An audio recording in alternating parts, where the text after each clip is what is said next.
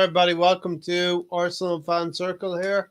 Pull up a chair. You're all welcome. And let's get into it for, I don't know, we'll see how long we can go. 90 minutes, maybe 2 hours. Um, welcome, everybody. The Thursday Night Forum. And Tony. I'm not sure if I can go the opposite way now. I'm used to, like, our agreement was 3 hour shows.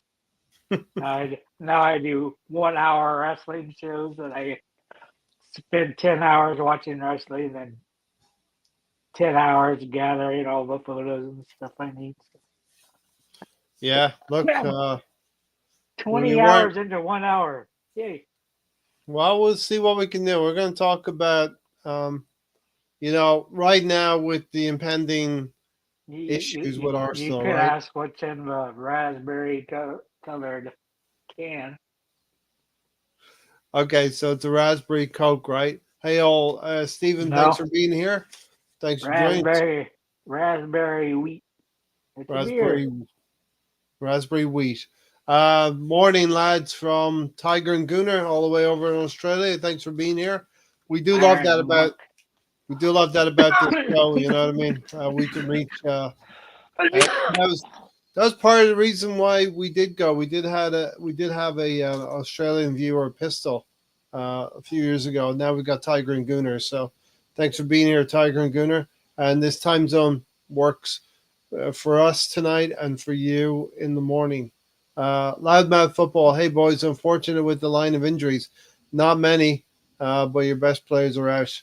Yeah, it's really the injuries, Tony. We got to start there. That's the impending doom with Arsenal right now. The impending doom was not getting the players you needed in case you had injuries. You prepare for these things, right? Yep. But You what you is you like? you don't like 2 weeks before the winter window opens up. You don't say, "Oh, I don't have enough players." Mhm. Well, do you know who decides the players? That's the final say.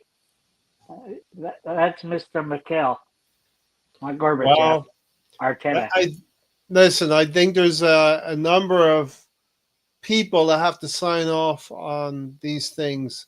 I'm going to call him Jason Tato because I used to like Tato crisps in Ireland. I'm going to call him Jason Tato. Jason Ato, a new director of football. We thought Edu. We didn't know what Edu was, but we got Ato, and you got the Cronkies, you got the owners, and during January window, Tony, Mikel Arteta said many times, we need players. We're screaming out for players. Um, we need some players to be able to get to the end of the season. So I don't get it because Spencer was saying this on Monday. Why do you spend so much money on the club with all these players the last 3 4 years, and all of a sudden you still have a clear shot for first place if you bring in the right players, but instead you punt it away, do nothing. I Like, mean, you don't even have like an Aussie kicker back there that can run all over and kick it 80 yards and um, land it I on a. was I was watching the highlights of the Everton Liverpool game yesterday, and we'll talk about that because that has some some reference to some pertinence to Arsenal right now. But they have a player. Everton have a player called Beto. You know, and he was physical. He put himself about up front, and that's the kind of player that Arsenal needed for 6 months, a short term fix. Even you don't go to the store something that costs $60, Tony. You know it's going to cost $60. You don't go to the store and say, "I'll give you $40." You know, You, I'll take Ollie you, Watkins. I know he's worth 60. I know he wants 60, but I'm going to offer you 40. How does that work, Tony? it worked in falling down because he didn't want to pay over 50 cents or $1 for the Coke that he got from the Korean shop owner. don't know Yeah. if you've ever watched Falling Down. There's a movie reference right there, Falling Down. Michael Douglas, right? Yeah, he still says that was his favorite, funnest movie to make. Favorite funnest. Love the time slot live stream and keep on coming back, Tiger and Gunner. Good to see you. Loudmouth Football. I checked on an average of at least 12 clubs this season. Have 7 or 8 players out, barring Liverpool and a few others. And that is the thing, Liverpool have this lead over Arsenal. It's down to 7 points now after that game yesterday. Um, and Arsenal have an opportunity on Saturday to go first and beat Leicester City. And Tony, we have 14 cup finals now. Yeah, I always hate hearing that because a lot of it's just hyperbole, but Hyperbole, hyperbole, it, yeah, hyperbole. I said it right.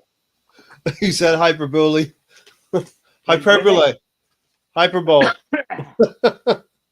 I'll blame it on my cough. I don't know. It's that Oklahoma accent you've got.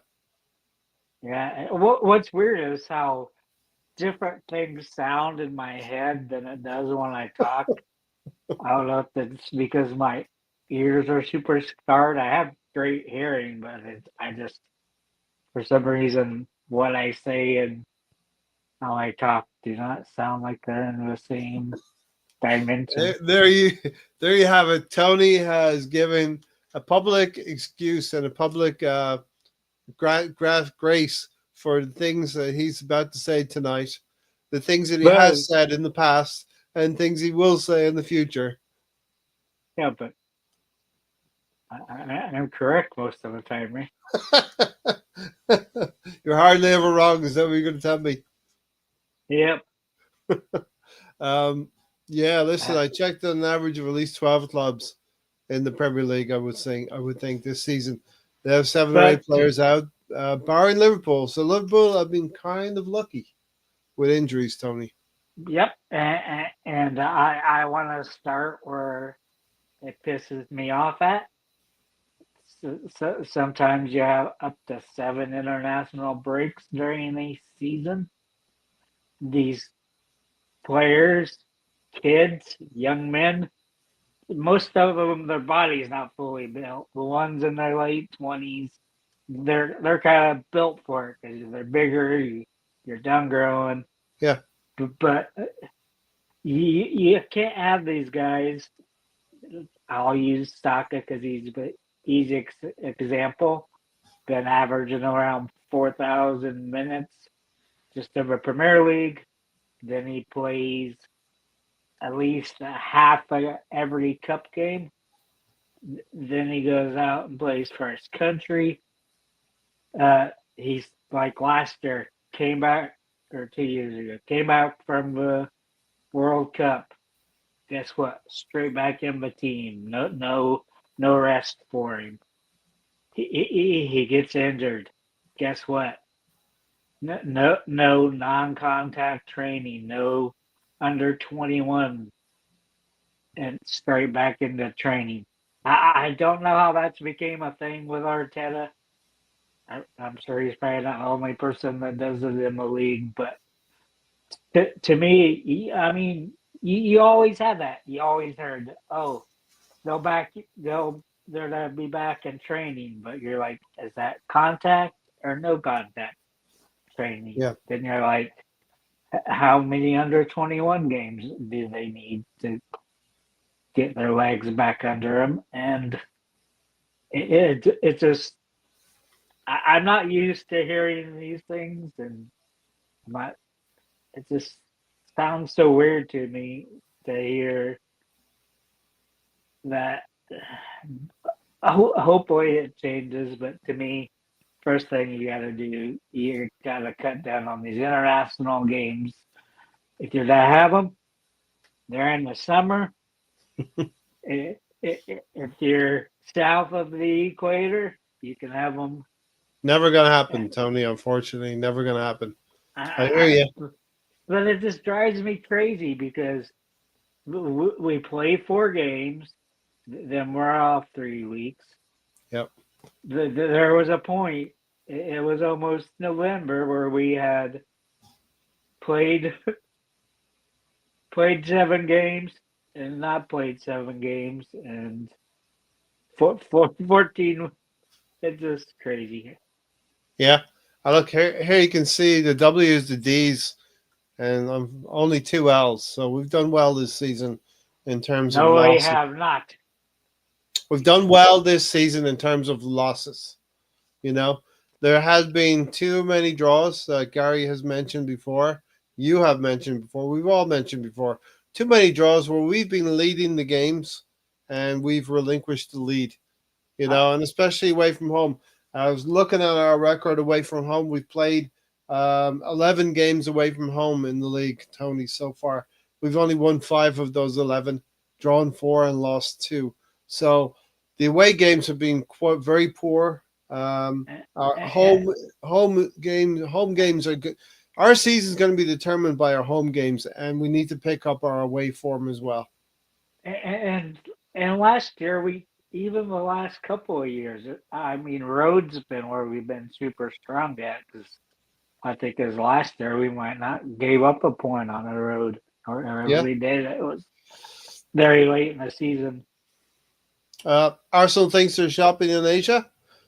We must keep Vardy from scoring against us, Well, and because he will show us that Premier League what on his what jersey. one Yes, thing I Tony. was thinking of before the show was what if we what is it? What if we drew if instead of half those draws, you take half of those and you make them win. Yeah. Then you take Ethan Waneri, who's only started like 1 game. If you start him every game that Odegaard was out, you start him every game that Saka's been out. Then you If we win, calculate so how many we would be ahead of Liverpool if we did if it. we, yeah, Tony, if we win, if we would have won half of those draws, which we have had 8 draws now, if we'd have won half of those, we'd have 12 points instead of the 8 points for the draws. 4 wins, 12 points right there. And that's a clear 4 point difference. And, if we're 4 points closer to Liverpool right now, we're talking about a 3 point gap. Yeah, but And if you add Waneri in there, you'd be even more because you've needed his goals. He's like yeah, 0.95 goals per 90. I sent you a tweet a little while ago. He amongst active forward players now who scored for Arsenal, he is now leading the way. So, we Arsenal have eliminated Saka with an injury. They've eliminated Martinelli with an injury. They've eliminated Havertz with an injury. These are unfortunate things that do happen to players as well. An injury can happen to anybody. I go to work. I go to get in my car. I could have an injury doing that. But that's our first choice forward line. Tony gone. Yeah, Havertz, Saka, and Martinelli. The players who you I'm would not, think would be in our strongest 11. I'm not sure about Martinelli. I still think Trossard gives you more in the end. But Yeah. Well, the thing the, about Trossard is he's been accused now of being sort of an impact sub. So he comes off the bench and does well. I, it, I'm it, it, it drives me nuts because, like Gary said, oh, he hasn't been consistent what he's been given. Yes, he has. The last 10 games of last year, he had 6 goals. yeah, That's in the pretty run in. consistent. Yeah, and listen, we are now in the pre-run in. 14 games to go. I call there's 6 or 7 games here before we actually start Is it that a real. run in or is it a run out the way we've been playing Yeah, this, well, this it's part I of the think season? I think as mentioned by Loudmouth Football, a lot of teams are a lot of clubs are experiencing injuries to players. It's got to be this increased workload on especially international players. Um, 12, what do you say, 10 or 12 engagements throughout the season playing international football. It's got to Yeah. wear out the players. And you look, Declan Rice freely admitted he came into the season with Arsenal not really fit, and he used the first 6, 7, 8 games of our season to try to get his fitness back. So, and we really only have started to see Declan Rice play well in the last month or two, you know. But having said all that, Tony, we've not gotten into any rhythm at all this season. As you can see there, the W's and the D's tell you that we've only been able to string 3 wins together at any one time. So, we're going to try again on Saturday for the third time asking of putting 3 wins together. We did it before Christmas, and we did it during more recently, and now we're coming into this game against Leicester with 2 wins behind us. Very very different wins as well, Tony. The one at Wolverhampton Wanderers was a tough game. We all know what happened there with Michael Oliver, and we'll talk about Michael Oliver from last night as well in the Merseyside derby.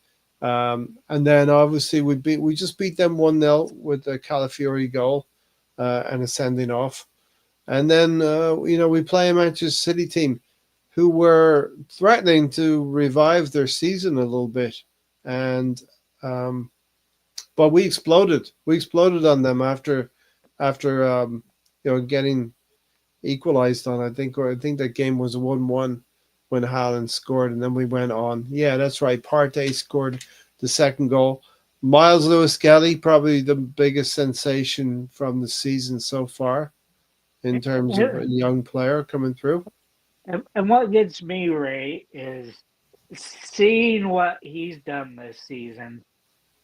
I mean, there's been no slip ups. So why couldn't he play last year for us?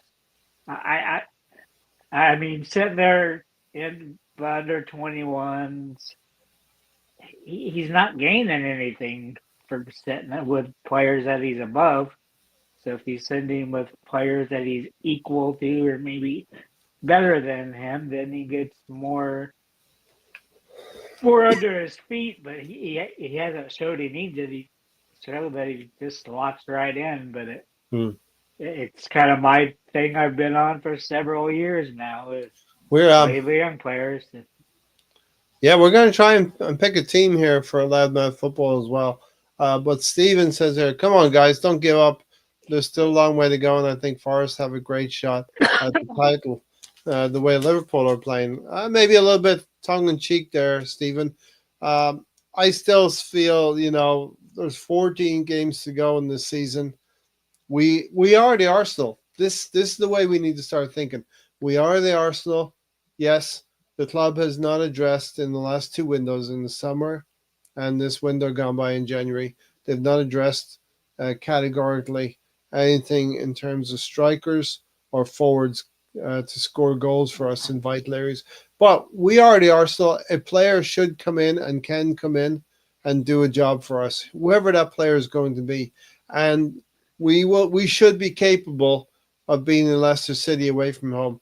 Now that might mean Odegaard scoring. It might mean one area scoring. It might mean Declan Rice scoring. It might mean Magalhaes scoring. But the goals have to come from somewhere, Tony. So, to me, we need a formation change. Do you go back to the 4-4-2 that worked for 5 or 6 games? Or do you go which would even be stronger based on what we have and go with the back three? I Then you think I have could. I the, think I could the listen. Think I could listen to a 4-4-2 because what we have now is three fit forwards, right? We've got Trossard, yeah. Sterling, and one Airy. God, that was a waste of money, Sterling. Yeah, yeah, that's what we have Hey, going forward. Um, Listen, Sorry, What? Tony. Stephen says, "Sorry, Tony. Stop rewriting history." Right? We were struggling to win games before the injuries happened, and we were a shadow of the team that finished last season. Our style of play is killing us. So I know Stephen I has always said there's been a slow style of play from Arsenal.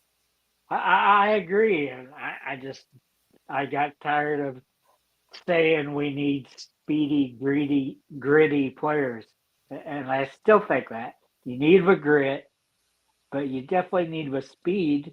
But it doesn't matter how much speed you have on your team when your manager doesn't want to play that way. So what's the point of me saying we need to up the tempo and this or that because our tenants know Well, how to do it. yeah. I mean, you could be the podcaster who tells everybody what they want to hear, or you could be realistic. I think you've always been um, tried to be realistic, Tony, even to the point of criticizing our players when we have success, right? You Yeah. know. All right. Loudmouth Football is asking who's going to play up front.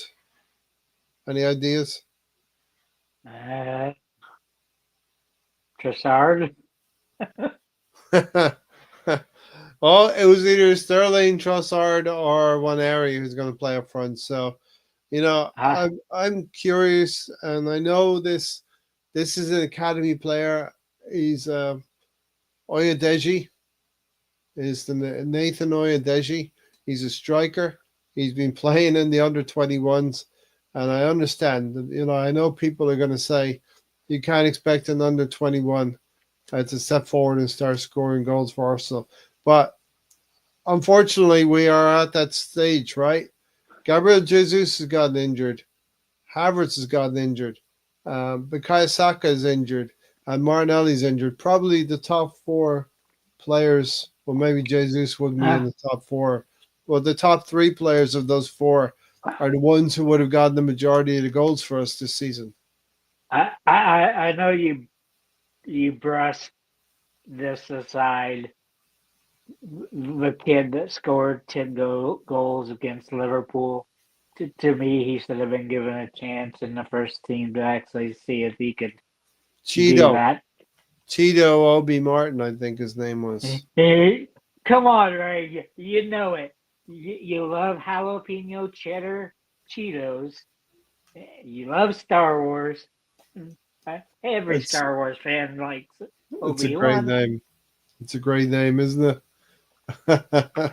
Cheeto Opie. I just want to know how the parents came up with the name. Well, I'm sure it's a name in their heritage, but yeah, who's going to play up front? He could. Oyajedi could play up front. Trossard has played there in the false nine. Maybe we play one area and Trossard together as a That's what I tandem. would. That's what I would do. Yeah. So that would be your two forward players, maybe striker. Maybe Trossard is going to be the striker, and one area would be a little bit behind him. Okay, let's work backwards I then, Tony. I We're gonna I think I would kind of be switching because a lot of times Tristard starts fairly deep and Laneri does too. That's why they both have pretty good vision. That's why Tristard can put about anything on a plate for the players and all right. So how whatever. about a? So this would end in a 2-1. I'm going to put Trossard at the tip, and I'm going to put Odegaard and Waneri right and left of those. So we'd Okay. almost play a 4-3-3, right? 4-3-2-1, maybe 4-3-2-1. I hate that formation. That's what Arteta played the first 3 years. Well, I think that's what he might do. Trossard will be the one area, and Odegaard would be your two players supporting Trossard, and then you'd have maybe Partey and Rice, and maybe you would have Marino in there as well. I don't know. I've been disappointed by Mourinho. Rice, Partey, Marino. I mean, we have to, yeah. And I heard somebody say that they're possibly that Mikel Arteta has discussed that Mikel Marino will be the striker going forward for the rest of the season. That's where we are now, Tony. Uh, Mikel Marino. All can right, can so we then ha- we're gonna play can we Miles have Lewis, Eddie, Miles can we Lewis have Eddie Skelly, back? Can we Miles have Lewis Eddie back? Skelly, Timber on the right, and then we have Saliba and Gabriel, right? Yeah, I still think Timber's better on the left. Yeah, Arteta won't do that unless he puts Partey back as right back again, which people Yeah, I all think that scream I about. think our forward line, but we know he's probably going to put Sterling there because Mikel has said he hasn't given Raheem Sterling enough chances. Um, How many does he need to show that he's not up to par? very good, astute answer to that, Tony. Tiger said, "I watched the Anfield '89 game this week. What a memorable night!" Yeah, I mean, we I mean, you asked me now if I would take to win at Anfield. We can win the league if we win at Anfield. I'll put all my I'll put all my cards and all my chips on that space on that spot. Go Uh, to Anfield I, and win. I know what we need to do for a watch along one of these days, right? What's that? Because I know none of us have watched this game back, and that would be with 2006 Champions League final. Yeah, I think we should do that. I mean, I think there'll be an opportunity with one of these interlulls coming up. Steven said, "That's my point. Why do we get all these quick players in a back five that are really good at moving the ball forward if that was never going to be the plan? You know? Yeah, I Uh, just Stephen and Tony and the chat. I just feel Mikel Arteta has been all about not getting opened up at the back and holding on um, to the ball and having possession. Tiger and Gunner says that's painful, Tony, referencing the Champions League final. Rule number one: play to your strengths. We don't. We do the exact opposite. Should put Partey or Big Gabby up front.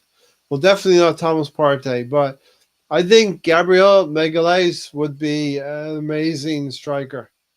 I think if we played Gabriel Magalhaes up front, because we've seen him score some goals, Tony, even this season. What was the one he walloped in? It was against Manchester United, wasn't it? He scored against yeah, Man United in the cup, he, right? him and Tashard have such vision, and Gabriel, he can use his head, but he can use either feet.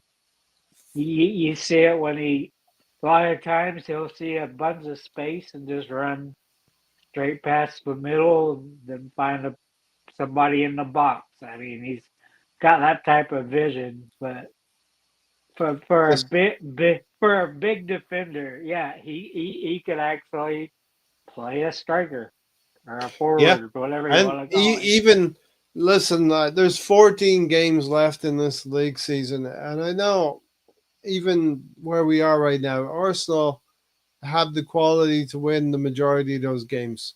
We have the quality to win the majority of those games. But there's going to be situations in these 14 games where we need a goal in the last 20, 30 minutes. And I think we would throw Gabriel Magalhaes in there as an emergency striker in that situation. Yeah, listen, none of us ever thought that I would say that this season. None of us ever thought that I would say, we're going to use Gabriel Magalhaes Magalhaes as the emergency striker. Break glass, throw him up front. My take from this past summer, was that Zinchenko might actually play a game in midfield. That could That happen the way things are going. what's surprising is that he's had like 5 or 6 starts and they've all been as left back. It's like, come on, Arteta. Zinchenko. Leave them all in Dubai and play the under 21s. Exactly, Stephen. There's got to be. You can't tell me there's not a couple of players in there that we could discover something about them. We hear Liverpool fans talking about their injury crisis last season, and they won a Carabao Cup. Um, Largely, you with a lot of injuries in the club. And look, the Arsenal fans should not be. They of course they have a right to be distressed that the club didn't go and get a striker, but it is what it is now. You can't. They didn't do it. You can't change it, and now we just have to front chest up and go forward and use the squad that we have. And Mikel Arteta has been quoted as saying he's going to try to come up with the solutions within the camp. Tony. And what bothers me about it is you go into the year, truthfully you need two strikers, two wingers probably, at least one and a half wingers, maybe somebody that can be versatile up front, play winger or forward, but you needed that, and now you'll be getting rid of Jesus. You don't know what you're going to be doing with Kai because I don't know. Kai to me is still a forward, not really a striker. Where you decide to play Well, when there, it's going to be situation now. interesting. Situation now with Kai Havertz is a hamstring injury, and he's out till the end of the season. And his rehab will be uh, toward the end of the season and into the preseason.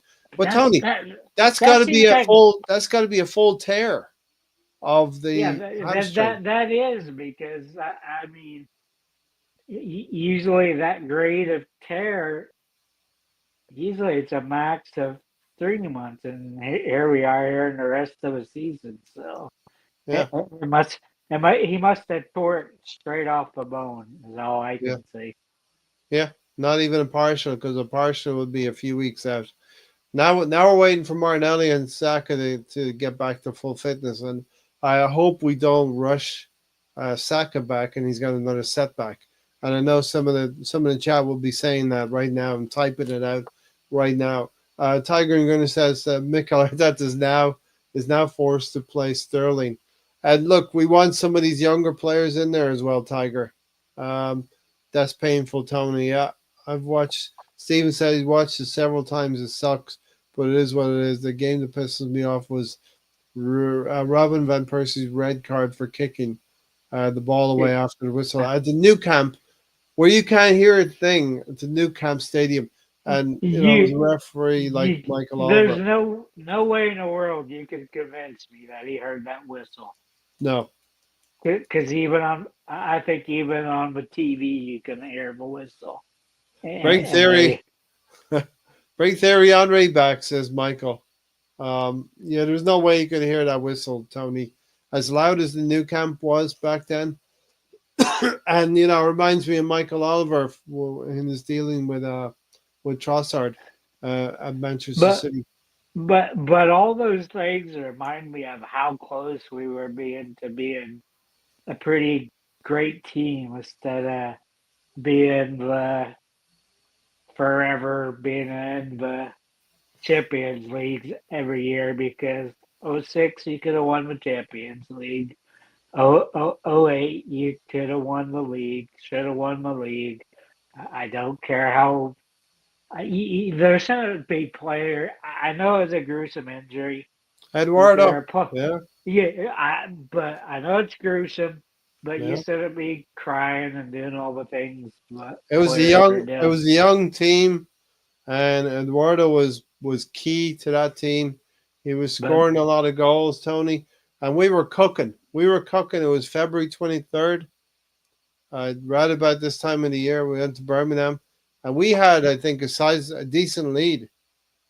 yeah, it's a pretty Oh, good sized lead that we let go away. yeah, and based off of that, and things like is so tenuous, right? Things like that can change the season very, very quickly. But but but to me, that dismisses all the stuff about, oh, the stadium cost us this. No, we were actually in positions to do good things, but it Yeah, didn't go our way. yeah.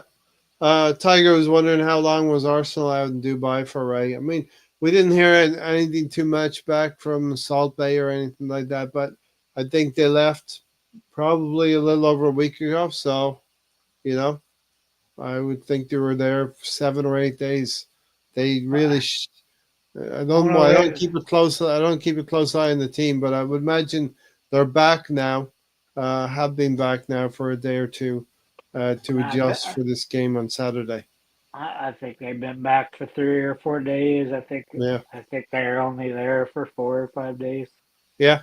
I mean it. Leave them there to recover, including our deluded manager, and play the under 21s. The first team is shattered right now. It's been a grueling season, that's for sure.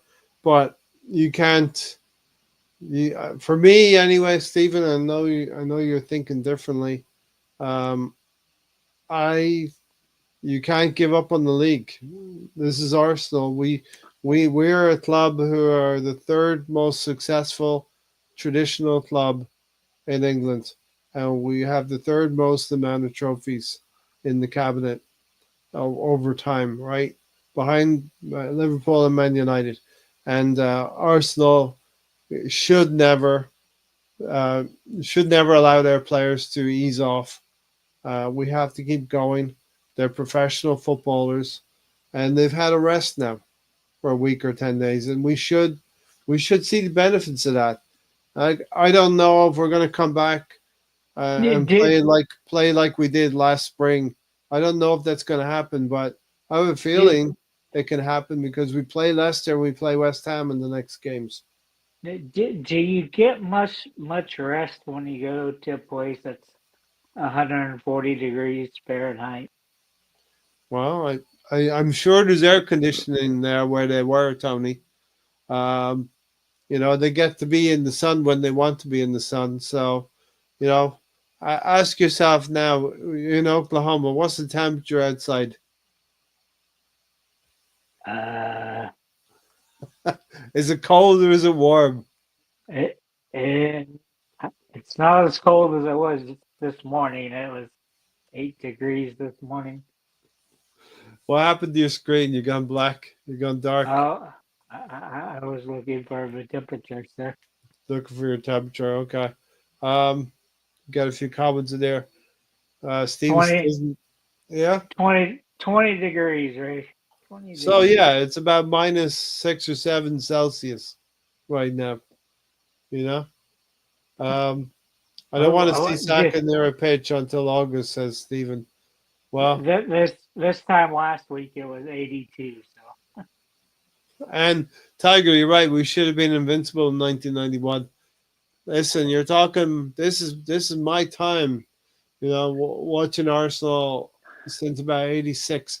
In that '91 season, we lost only one game. Tony at Chelsea was the only game we lost, and arguably we were a better team. We were a better team than the '89 team. You know. it, what's funny though, what I always think about Ray is that three of us were born in FA Cup years. Of course, you and Gary being born the same year. 71. Years later. And you're what? You're the young kid, right? 79. Yeah. You wouldn't think that you're 8 years younger than me, right? It's called the stressful life, right? And, I mean, everybody always thought I was like 5 to 10 years younger than I am. See, people would think Tony's 10 years older than me, but he's actually younger than me. You know? It's the beard, Tony. You shave off that Beer, beard. Get rid of that fucking beard, and you'll look a lot younger. I know it's got like 2,000 colors to it. 2,000 colors. It's Yeah. it's like all my stress has went to my beard. Kind of like Klopp's beard is kind of like Jurgen, that. yeah. I remember the game with the Emirates. I worked all night. Got home at 3 a.m. and watched the game as soon as I got home. Woke the whole house up when Arshavin scored the winner against Barcelona. Yeah, that was a great night at the Emirates, you know. We're looking for a few more like that as well. I remember one where we beat Manchester United in the final minutes as well. I think it was Robin Van Persie and a Thierry Henry header as well. Man, that really sickened Alec Ferguson back in the day when Robin Van Persie and Thierry Henry scored to overcome. I think we were a goal down at the time, and that was a late goal. There's nothing, there's nothing better than winning a game late on, Tony. There's nothing Eh, better. One thing, just since we're kind of reminiscent about things, imagine if Diaby and Van Persie were both healthy, because at the same time they both were going through injuries. Who? Van Persie and Diaby, they both Diaby. struggled. Well, Abu Diaby was well on his day when he was fit. He was a brilliant player. I remember a goal he scored up at Aston Villa. Another game he bossed a game at Anfield as well. When we must have beaten Liverpool He, at that time. he, They were muck. Liverpool were muck in those times, and they've only been good in the last 7 or 8 years. Liverpool has, you know. So listen, every team has their cycle. Every team has their time of domination, and you know, we're we're but waiting for but Arsenal's. but to me, Diaby was as good as Vieira if you would, without the injuries, but he was just a little bit more defensive minded Yeah, than Vieira was. old Uncle Tony, huh? The Santa Claus, I keep going this thing. Young Uncle Tony. So, geez, Tony. I mean, we could have gotten Ollie Watkins for 60 million. The club didn't do it. Now they're telling us, they're keeping their gunpowder dry until the summer. We hear that almost every other season, right? You hear that, oh, this big name would have came here, but they didn't accept our bid. Yeah, you bid at a half what they wanted for a player. Of course they're not gonna accept it. It's an Yeah, insult. yeah. It should be like, we're the Arsenal. You should just give us your players for whatever we're asking for. You know. I just see like people have a team's office. It doesn't even ring when Arsenal calls because they have it on a blocked caller or do not call list Mm, because, a just block because call. I like that. Yeah. So listen, the thing that I did send you earlier was Arsenal's available leading goal scorers, and it's this season in all competitions. Topping that list of available fit players to be available for selection. Ethan Waneri. Ethan Waneri, 23 games in all competitions. That's not bad. He's played 23 games this season. I But know he's not started and finished all of them, Tony, but he's been involved in 23 games. He's got 7 goals, so that's 1 in 3. That's a very good return for a but 17-year-old Tony.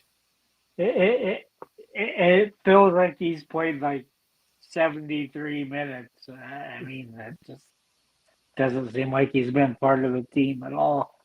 He had I don't know, he like I said, he has a vision. Then one thing he has the pace, not afraid to use his pace.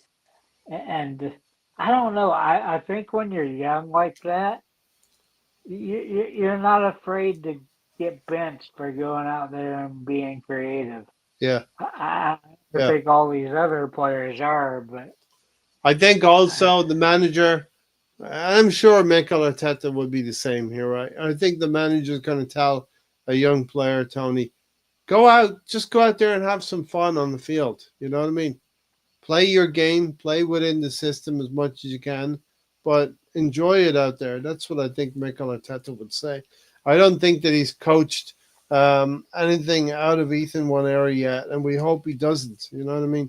Because he does have that X factor, and I think if he's gonna start on Saturday, he's gonna be one of the players who would be most likely to score. Gabriel will be up there as well. Gabriel Magalhaes, he's third. He's third on this list, Tony, with 5 goals and 1 assist in 34 games. So you have a defender now who's a deadly weapon from set pieces. It's weird because he's always been pretty deadly. I mean, he's just totally sniper now. He's one of those guys that can be out crawling around in the grass for 5 days and then take his shot, and that's a straight to the head kill shot, and then you get back out of there. As Boise says, what a player! Gabriel Magalhaes. It's like that ball. That ball is drawn to his head like a magnet. It's like he's got metal in his head, and there's a magnet in the ball, and it's just coming to him, so he can head the ball in. And it's like I said, he'll go out there. He'll talk to Odegaard or Rice, whoever's out there, and they'll say, "Oh, they're lining up this way. This is what I'm going to do." And he can do the opposite. He can tell them how to line up and stuff. But I mean, he's. I think he's closer to being a captain than he has been. I thought he's always been right on the edge and should be in one because he communicates a lot. You know what, Tony? The one thing as well is we're talking about Gabriel Magalhaes, and rightly so, right? Yeah. He scored 5 goals in the 34 games, but his partner William Saliba, he's been criticized recently for not playing very well, but he also in 33 games in all competitions has scored 2 goals, Tony. So we're at Leicester, it could come down to set pieces. It could come down to an odd goal here and there. And if the defenders are worried about Gabriel Magalhaes, well, we've got another central defender called William Saliba, who, has been in the headlines as maybe, other clubs looking at him. Well, this is a player who could step forward as well. William Saliba could score. I don't think there's much maybe to it because you heard it before the season started, and you're hearing it again that Madrid are very interested in him. I mean, to me, I've always held this. If we don't win anything this year, we're gonna lose somebody that we don't want to lose. Mm-hmm. Just because one, the money, two, the chances to actually win silverware, even though that's a given to go to one of the top 2 teams in Spain, or you go to Germany. Pretty much same with Italy. Italy's about 4 teams that are. Italy's kind of split out more like the Premier League is now. It's more even. BX has joined the show as well. BX, thanks for being here, Jose. Damn, I completely forgot about the show tonight. Here's the thing, BX Gunner. Today's Thursday, right? And the show's called Thursday Night Forum. I give you everything in the title of the show. It's called Thursday Night Forum. So unless you forgot what day of the week it is, there's no excuses, right? There's no excuses at all. It's called the Thursday Night Forum. We don't have it on a Wednesday. We don't have it on a Friday. We don't have it on a Saturday. We definitely don't have it on Sunday because we got the Super Sunday show on Sunday. Don't have it on Monday. You're doing a trip on the Monday, Need I go on, BX Cutter? Yeah, I, Tuesday. I, It's I, Thursday. I think you should go to Thursday to 5 p.m. Eastern, 4 Central, and Tony I talks can't. three, Yeah, three, three Tony. to three to Tony four show. hours into that. The precursor to the Thursday Night Forum. A little bit of wrestling. Steven said we gave Diabu. I was going to say Edu, but it might apply as well. We gave Edu all the time in the world. No, we gave Diaby all the time in the world, but we got rid of Eduardo too soon. We never gave him a chance to recover properly. Yeah, that was He never did though. He stayed in Spain. He did mediocre there. that was a tough one. That was a tough one losing in 2008 because of Eduardo, because of the injury. And we saw the pictures. We saw the pictures of the ankle as well. It was horrific.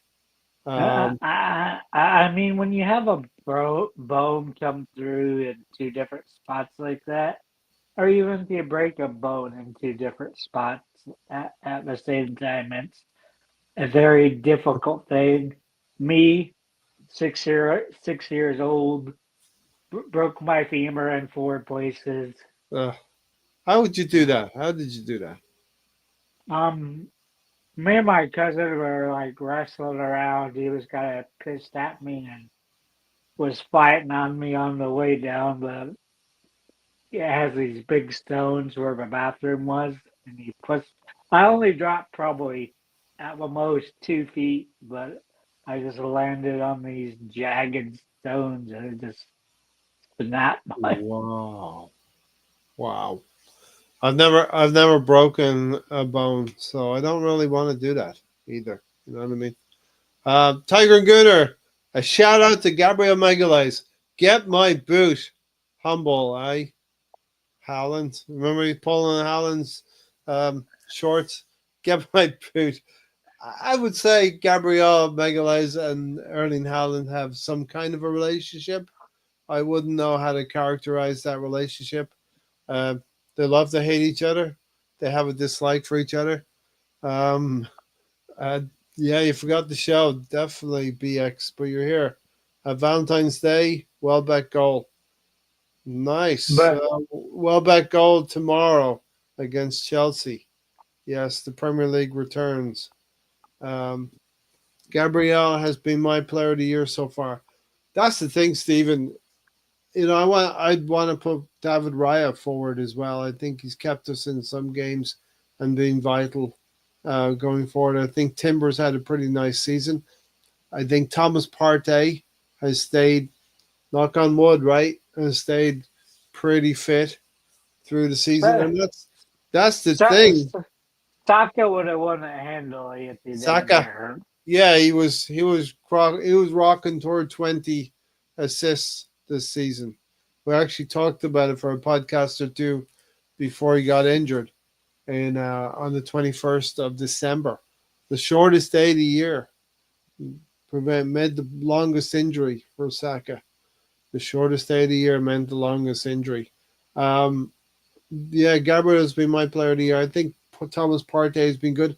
Here's the thing now on Saturday. We're going to be watching this game on Saturday, the first game out, and it's a great chance to steal a march on Liverpool and close that gap to 4 points. So Liverpool have to play Wolverhampton Wanderers on Sunday. Yes, I know they're playing at Anfield. They probably will beat them, but now we're starting to see the fixtures turn where the last couple of weeks Liverpool have played first and we've had to respond. We responded with a win at Wolverhampton Wanderers and we responded with a win against Man City, a resounding win. We need to start applying some pressure now to Liverpool. So my thoughts are, I think Partey has been immense for us, but we're going to be very, very aware of any kind of challenges or injuries that the players will come into against Leicester City, and we're hoping that won't happen. We need to get into a situation where we're starting to rebound from such injuries. Boise said, "Yeah, I'm still picking Gabriel over Saliba, but they both complement each other very well." I mean, It's like chicken or steak, right? I like both of them, right? But you still would order either chicken or steak, and you still be happy with your meal. No, no, it's kind of like, do you like a T-bone? Do you like a strip steak? Or do you like a nice, big, juicy quarterhouse that has all of them in one steak? And to me, that's Gabrielle. So I'd what's always your stick. cut? A porterhouse? Is that your cut? That's my cut You like a porterhouse? You got because some it's got. steers. You Hey, got some hey, steers out over your fence, right? In the yeah, backyard. I don't have to go far to hunt for some dinner. So I hope the local farmer is not tuning into this podcast.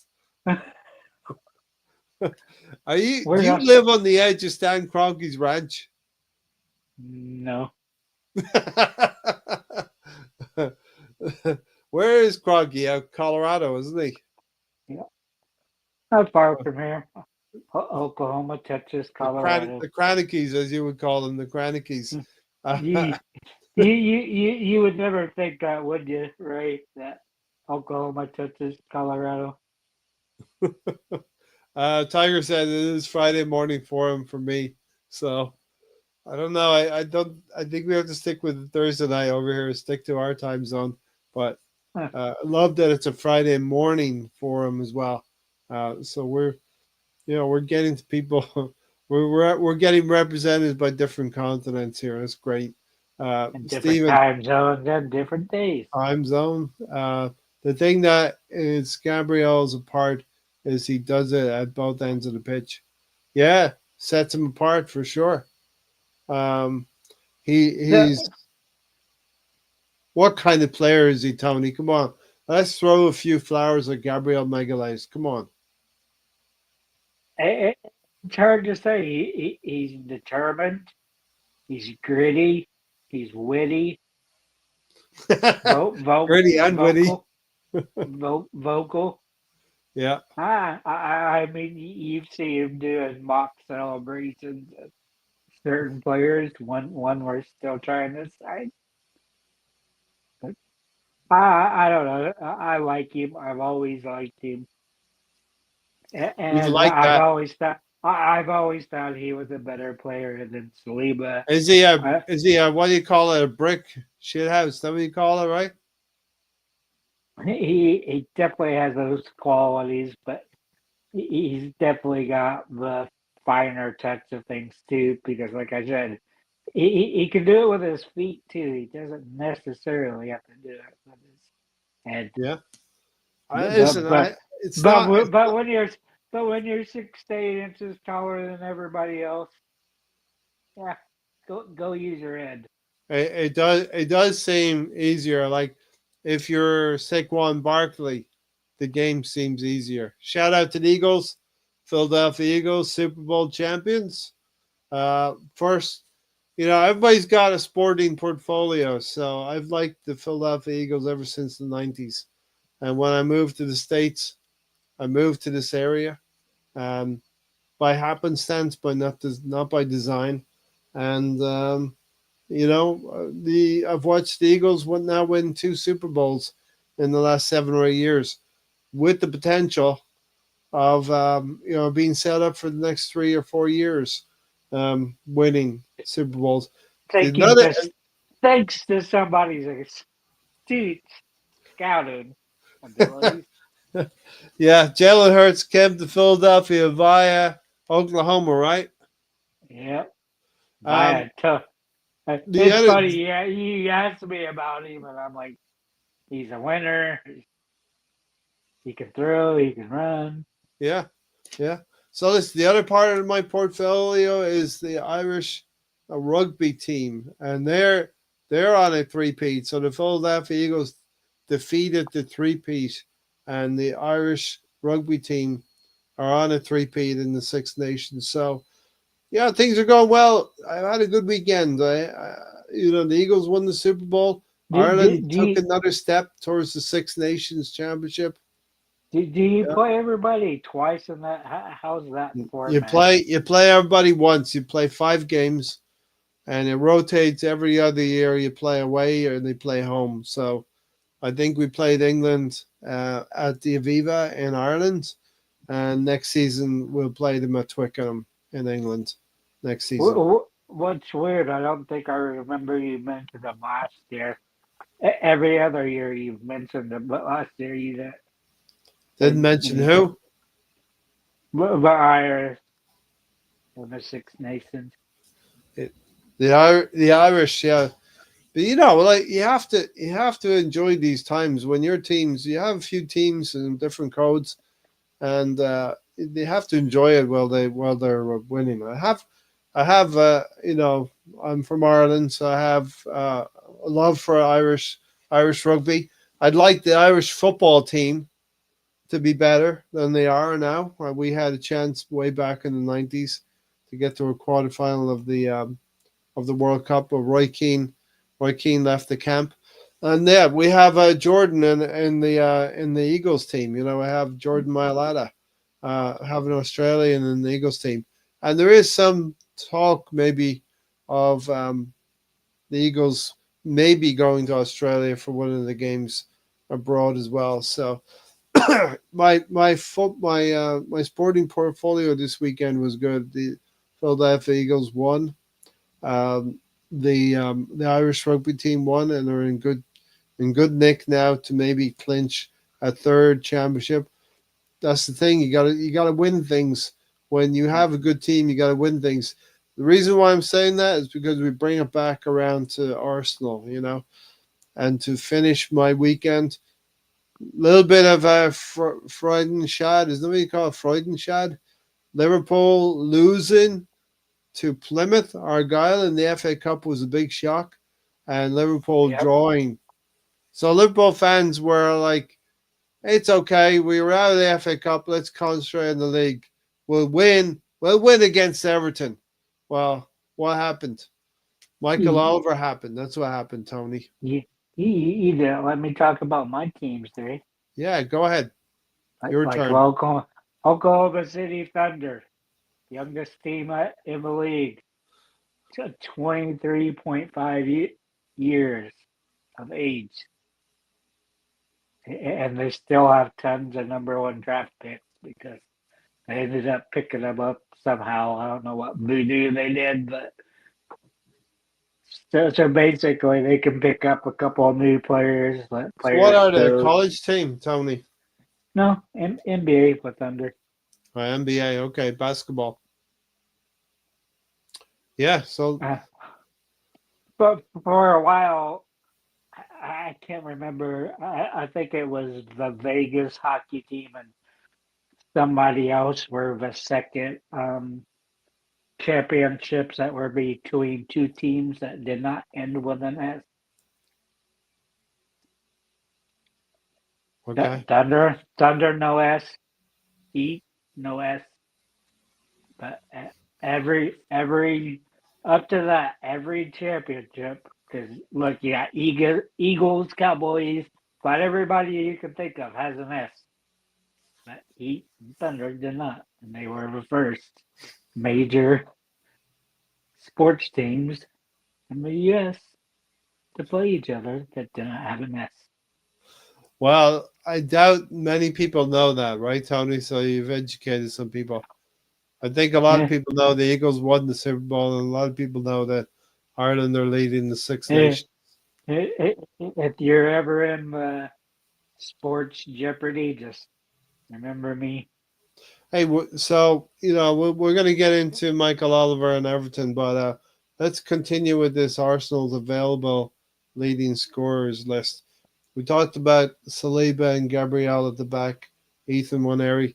Second in the list of available leading scorers right now, available to play on Saturday, is Leandro Trossard. You mentioned the last 10 games of last season. He was pretty crucial in what Yep. is the actual run in. So I define the run in as the last 7 or 8 games in the season. You get to week 30, You got 8 games left. That's really the run in. You got 8 games to go. But he was crucial all through for probably the last, I think you referenced the last 10 games last season. Yeah, I just referenced that because 10 games, 6 goals. That's pretty good. But on average, it's about a half a goal a game when he starts and stuff. It just Arteta uses the team haphazardly. Fans expect miracles when you're only played partially. Mm. They forget that forwards and attackers need that repetitive because you got to get your speed down to know when to cut in. You got to know, oh, this player on my team's slowing down, they're speeding up. You have Yeah. to take all that You got and to get used to your players around you as well. Again, and Trossard does that because, into like the I pace of said, the game. He's a very there's intelligent player. Indeed, he's a very intelligent player. Red John, we mentioned this earlier. We agree with you.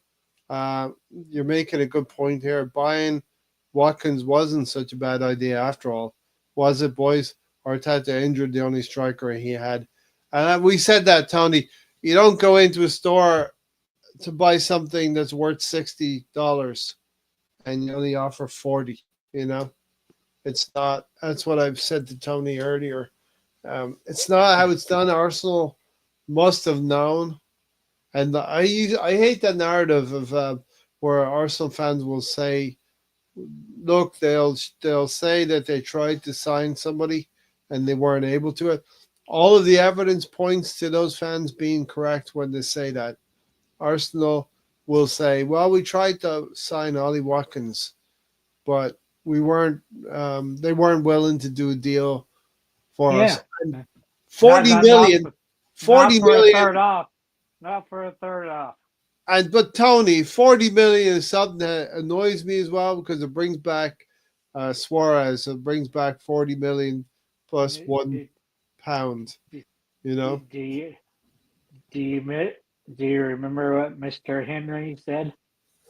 what? Thierry Henry, Uh, no, Henry from Liverpool, the owner. John Henry. What did he say? He said that Arsenal did trigger the buy option, but you don't have to listen to it because Premier League doesn't enforce it. Right? It's not like a Yeah, release clause in Spain, yeah, right? yeah. Red John said it was not a serious bid for Ollie Watkins. That's for sure. We're all in agreement here. I would love to be able to talk about Ollie Watkins playing for Arsenal against Leicester But City. but but don't you get so tired of this year after year that we could have signed this guy. Oh, here's Vlasic. There's blah blah blah blah. I mean, there's Every virtually year, somebody. Tony, you know what I get tired of, Tony? Every year I get tired of saying we're just one or two pieces away, you know? But at some point, we have to have most of the pieces in the squad. We have a situation where we have 11 or 12, 13, 14 players who can play in the first team. And then we have two really good young academy players. And everything in between is utter shite sometimes. Yeah, but Sometimes it's utter shite because you've got players like good players who can be injured. Tommy Asu's a good player when he's fit, you know. I, As Alexander Zinchenko and Kivior can do a job for you, but they have to have that tenacity to show who they are, like Miles Lewis Skelly will, like Ethan Waneri will. They don't have that killer instinct anymore, Tony. what kills me is that Tierney's been healthy most of the season, but he's only got like 2 or 3 runouts, and that's all he's got. Yeah. You do wonder now about a player like Kieran Tierney, how he's going to be deployed. Will he get more minutes coming off from the bench? Probably. Will he start a game? Probably not, because Mikel Arteta is going to use. There's probably 11 fit players that he likes right now, and It, they're gonna take the field. it's probably to get down to who he thinks crosses better. Because at one time he thought Cedric was the best. Yeah, I guess back then it actually was a wing back, mainly the way he used Cedric. But he liked Cedric because he could cross the ball. He said he's the best crosser on the team. I'm not sure I agree with that back then, but it's what Arteta thought. So it kind of depends who you think can do that. Because you remember Tierney used to do that for 6, 7 times in a game, and there wouldn't be one player in the box. Now do you know who always is there? A brick shit house defender there. He makes an outhouse wherever he wants one, and nobody's breaking in. makes an outhouse wherever he wants one. Um, Red John said Waneri, Sterling, Trossard. That's our front three, and yeah, we said that earlier as well. The injured players, Red John, are starters. Maybe Martinelli over Trossard, maybe, but Havertz and Saka for sure up front. Um, and it's tough. It's gonna be tough, and that's why the title of the podcast is one game at a time now. We have to take it one game at a time, and we are Arsenal. Historically, we're the third most successful club in the country. Um, First of all, the owners and the management should understand that as well and bring in. And we all saw the situation from the summer, coming out of the summer. We all saw that we needed a player. If we didn't do it in the summer, we were crying out for it in January, and Mikel Arteta was crying out for it as well, and I, it didn't happen. I just, in my head, I still just don't. Seeing what the Chronicles have done to get us into a Champions League, I know I always ask the question: are they giving this money because they want to be in the Champions League, or do they giving this money because they actually do have faith in Arteta? And now it seems like the answer might be they just wanted in the Champions League. Yeah, that money, that money is enough. If you're just ambitious, if you're just ambitious for that money, then is that all you want? You know what I mean? Uh,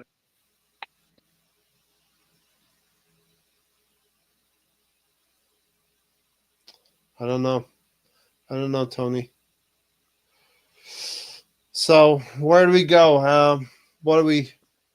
So yeah, this club isn't serious. Let's talk about that here. BX Gunner, this club isn't serious.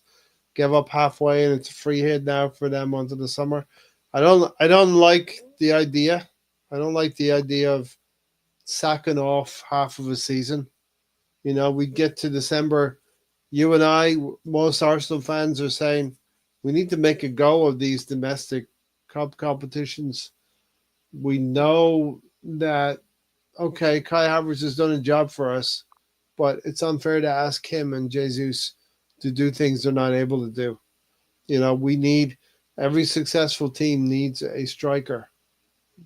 Somebody's going to bag 20 goals for you, guaranteed. You can start a season and put 20 goals in our plus goals scored column. I, You know what I mean? I, I have what I believe will be a pretty easy question for you, right? During your time as an Arsenal fan, how many strikers slash forwards were in the squad? Good question. During my It's time, a, what? how many in the squad, forward or squad strikers, has there been? I would say 4 to 5 since I've been watching since In what? '97. Since I've been supporting? Yeah, since you've been supporting, what's how Since many I've been strikers? supporting Arsenal. Yep, How many all the what? way back. how many strikers or forwards were in the squad? Jeez. It You definitely so I wasn't gotta Jared. talk about Alan Smith, right? I gotta talk really? You want me to go all the way back? No, but just generally as a consensus, how many's been there? Three, four? Strikers in 35 Per, years. on average, There's probably been say about 20, 25. no, no. I'm just I'm asking you for the average per season. How many strikers are on the lineup? First season. Uh, probably three. I would probably say three would be. Yeah, for me, I'd probably say four because he had R7, he had Van Persie. You Completely. generally, I think you generally had about four in the 2000s and some of the I teens, but remember. I remember. Welcome, Alonso, as well. I remember Hello. we had when we had Wiltord, we had Canu behind Henri and Bergkamp.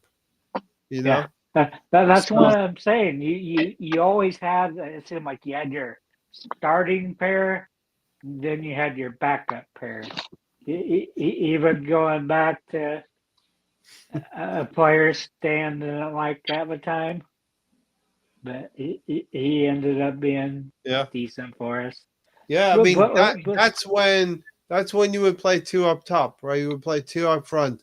So you play, Henri and Bergkamp. And Bergkamp would play a little bit behind Henri. Or Ian Wright was there as well with Bergkamp. Bergkamp was great for Anelka, Ian Wright, and Thierry Henry. He was probably the best player Arsenal have ever had to play for the club. You know what I mean? And he made careers for Ian Wright, Anelka, and Thierry Henry. But we would have had Will Tord and Canu behind them in a 4-4-2 system, Tony. So what you'd have now is like who's behind Bukayo Saka and who's behind Martinelli. That's kind of what you would ask then. You know what I mean? yeah, but to me, I still don't consider Kai a striker. You might make a case for him as a forward, but I don't think he's a guy you can rely Frank on. Stapleton, Frank For Stapleton, an Irish international. Always gonna rep the Irish international as but well. it always seemed like you had a backup pair of wingers and a backup pair of Yeah, strikers. yeah. Eh, I hate to say it, guys, but Ben White is our best winger. LOL. Sterling's washed. We'll bring Alonso in a second then. If we just hold on for a few more weeks, I think Saka's back. What a situation, Alonso. What a situation this club finds itself in now. You know, Yeah, it's quite it's quite embarrassing. I think some fans don't understand that Arteta is not going to make these signings. He doesn't do that. Um, and I think people who don't know about how Arsenal do business should know that it's just useless. We don't have anyone in charge to make those dealings. So it just they had people who they wanted to sign, right? But they they they wait till last minute to make something happen, and then it doesn't happen because we're too busy trying to lowball teams. And clubs have figured it out that they figured out that how we do business is not fair to them. So in a way, it's kind of wasted time. Uh, we should have gotten more aggressive. If that were the case, then it should have been done at least by the first week of January. Knowing our history, knowing our past with these dealings, um, we haven't had much success since I think Charizard 2 years ago, and we haven't really nailed down anyone since then.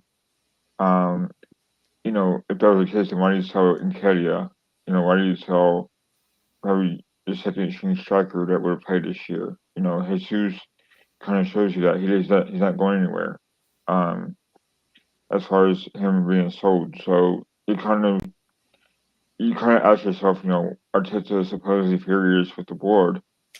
So then, you know, at that point, why doesn't he at least say something, knowing that Mhm. they're not going to make any difference? Yeah. And you know, we're second in the league. You know, you should be more ambitious and just playing around.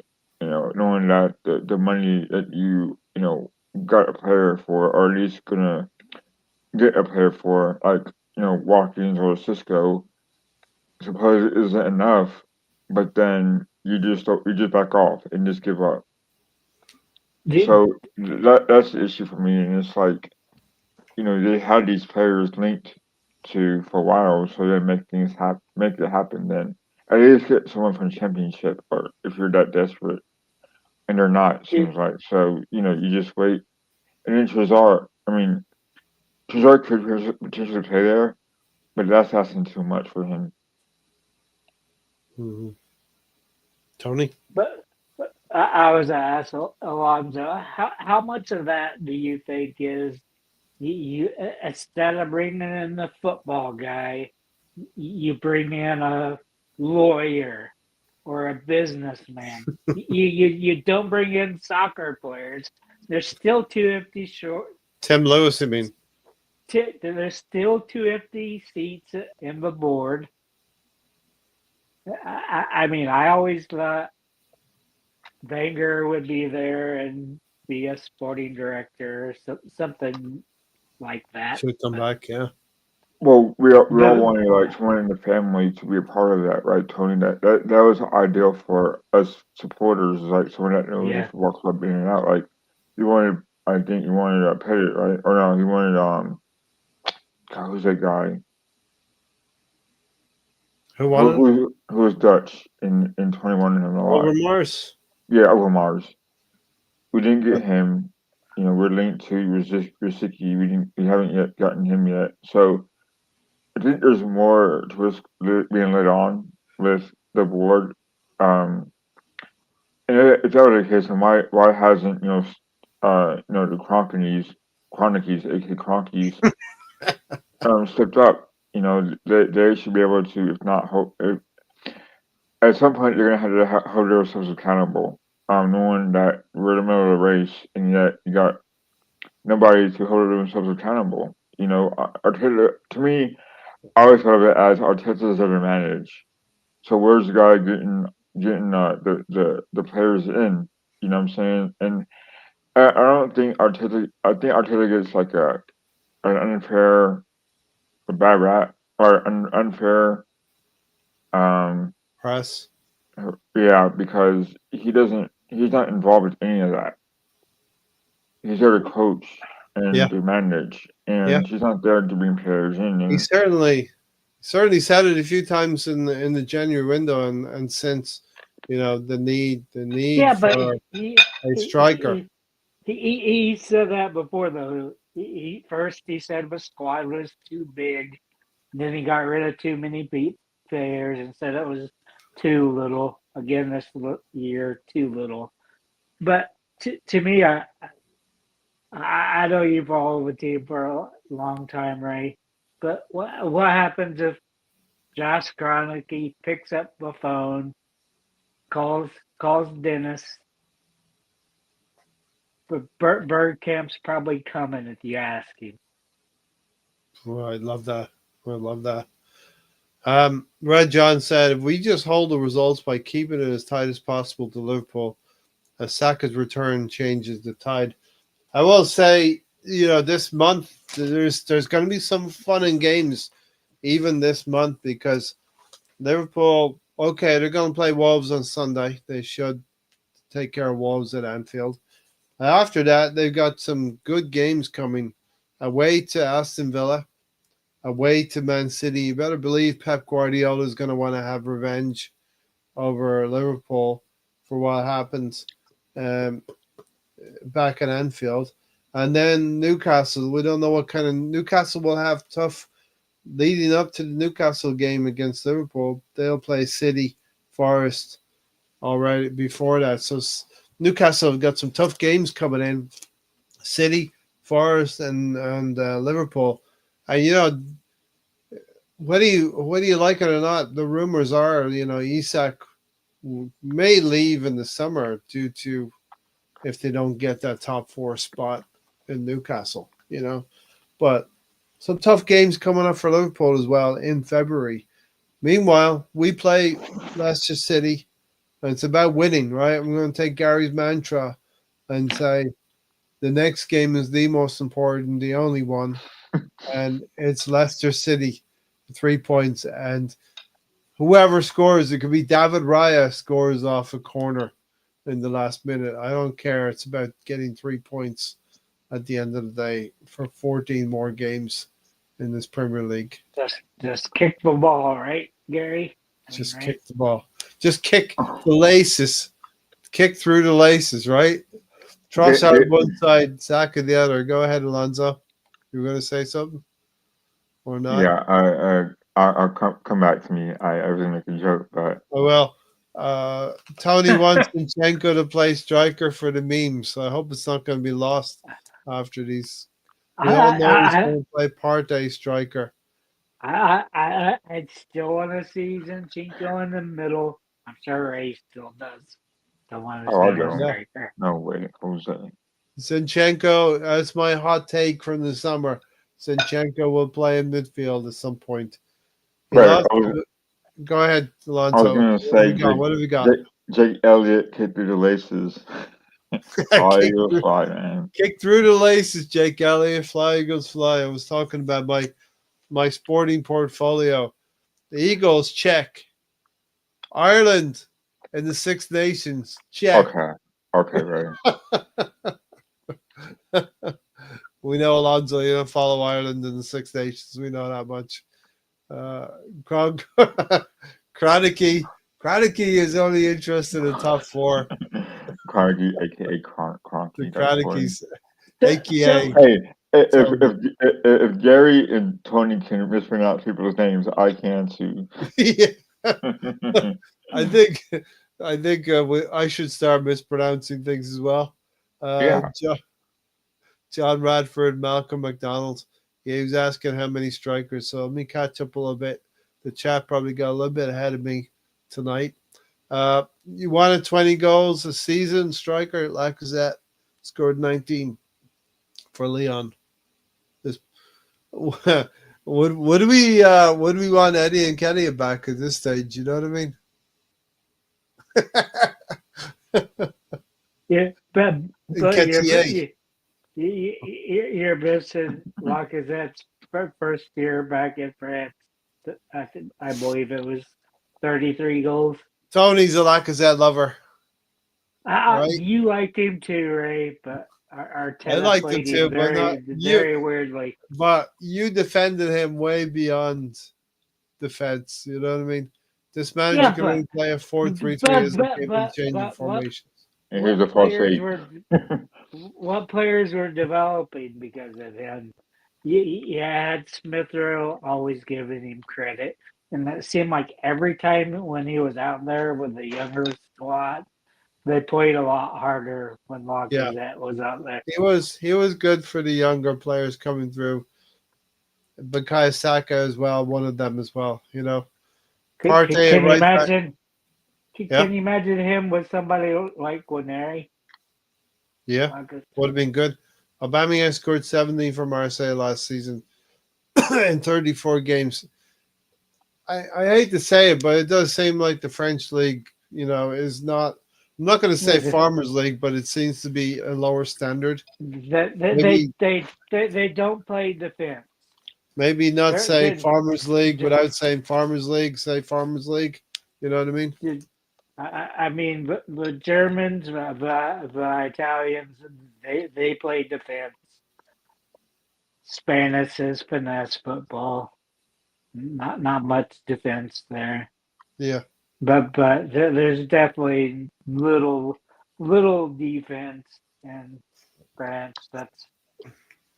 And there's what's weird is you pay attention to it, it almost has probably double the amount of penalty kicks. There are lots of penalties. Lots of penalties in the French league. Yeah, because when Lacazette was first there years he had like 7, 9, 11. I Mm. mean, that's a lot of penalty kicks. So maybe we better be careful about French referees in the Champions League coming up as well. Red John said, "Why didn't they do a loan in January if Watkins' bid fell through? The whole thing was fake." Yeah, look, the whole thing about Arteta really wanted a player, but you can't tell me there wasn't a player out there that was adequate or better than Gabriel Jesus, for instance, because that was a player we were trying to replace at the time. There had to be somebody on loan, There's always somebody somebody. Like on I the said, last six months we of the just saw contract. we just saw Beto give Virgil van Dijk a tough game last night. You know what I mean? He made it uncomfortable for him. Liverpool lost to Plymouth. We're going to talk about the Liverpool game soon. I don't know if any. I saw the highlights, but you guys should be able to talk about it as well. Some names of players who were available for us to loan in January: Rashford, Nkunku, Marco Asensio, James Ward-Prowse, and João Felix. Maybe the likes of Marco Asensio or Nkunku could have been players we could have tried for, but yeah, some of those players like Rashford might not have gone across well. Rashford's what type that Arteta would want, but I was a hard no on that one because we've had enough Sterlings and those players. There you have the truth now. You know the Arsenal Football Club need Tony's sign off on every signing. So throughout the January window, Tony was saying hard no's on everybody. So Tony's the actual reason why Arsenal did not sign anyone in January, because Tony was like, no. Because Tony would bought everybody in June and we'd be resting the rest of the year. Yeah, to Red John, I would like Santiago Jimenez at priority as well. He's a good striker, and this is part of the problem. Like, we don't need world class striker. We just need a striker just to back up Havertz, or at least. Yes. And he had class. He has a lot of class. Santiago Jimenez does, and it's just this is the other guy we could have had. But there's no Yep. balls that Arsenal have right now Yeah. to identify who they need and who they want. We should have needed. We needed a striker. We are in danger of actually handing a Premier League trophy to Liverpool. They don't have to earn it. We're in danger of just handing it over to them. We don't have any kind of hands on that trophy yet. Liverpool almost had a hand on it yesterday against Everton. Dropped 2 points. That might have some repercussions to them this season, we're hoping, because Arne Slot definitely lost his cool there. But this Arsenal squad, as it is right now, we're good enough to beat Leicester. We're good enough to beat West Ham. But we're gonna need one or two times in this season where we're gonna need a goal or two from somewhere. But seriously, Ray, what are you gonna do with 0 recognized strikers, and you really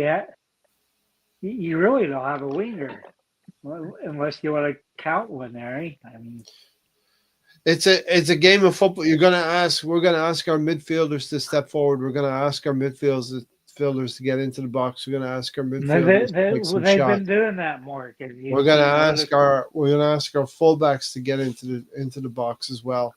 When there's build up on the other side of the field, we're gonna ask our fullbacks to get in there. Urian Timber and Miles Lewis Skelly. Skelly's got a goal or two in him this season as well. One area can come forward. We talked about Gabriel Magalhaes and Saliba. They've got the ability to score as well. So why I put this raisin cinnamon bagel in the toaster, Ray? You have to tell and explain Project Gabrielle to Alonzo, which we were talking about earlier in the show. Okay, so yeah, we talked about this about an hour, maybe 45 minutes ago, about the possibility of playing Gabriel Magalhaes as an emergency striker. All right, yeah. I saw reports, or not reports, but rumors that Marina might be used as a false nine.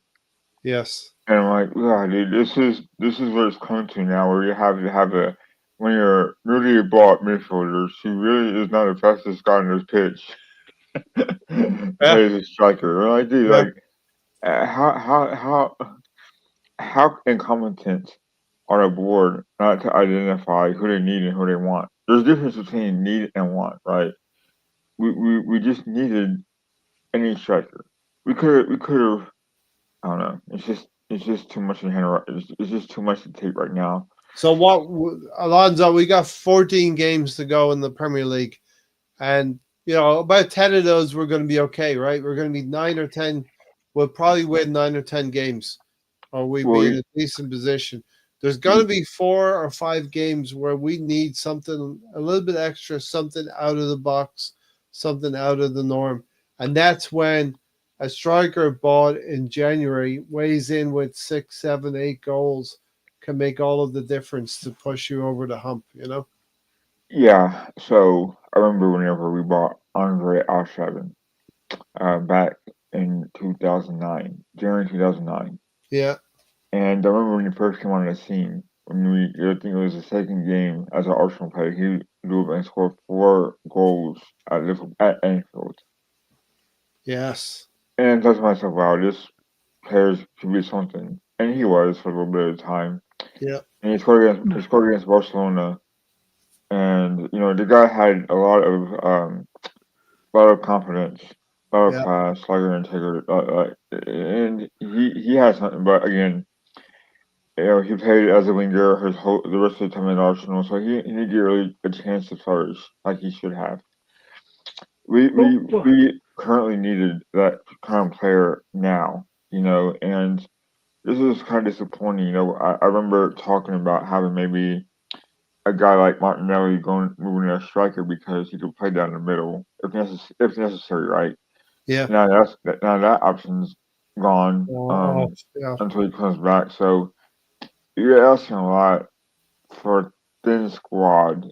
It's not doable because you've seen the rise in Ranieri now. You've seen Trossard being a playmaker that he should have been earlier this year. So you're seeing you know players come back from injury or come back because they had confidence now to do things.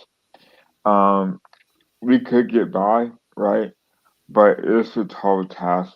It's a bridge too far to get this team to get confidence. I would not be surprised if you see certain players out of position more than one time. yeah, Wow. yeah. No, you definitely will. I mean, we've got a lot of forwards that are now injured. You know what I mean? So that's going to be tricky for us. Let's go back here a little bit. Forest will be Liverpool's main rival for now, not us. Stephen, I don't expect Forest to push on better than Arsenal can. So I don't see anyone else other than Arsenal providing this challenge to Liverpool. And I also feel Liverpool have of course, um, they're overachieved, right? I believe they've overachieved in their results, right? That's the way I feel, anyway. And I always go back to the median. The median will tell you the Liverpool are going to come back to us a little bit. Now, are we going to be good enough to continue to win games and continue to put pressure on them? That's the thing, because on Saturday we can be in a position to beat Leicester City, who are struggling in 18th place and relegation form, right? So I'm getting some echo there, Alonso.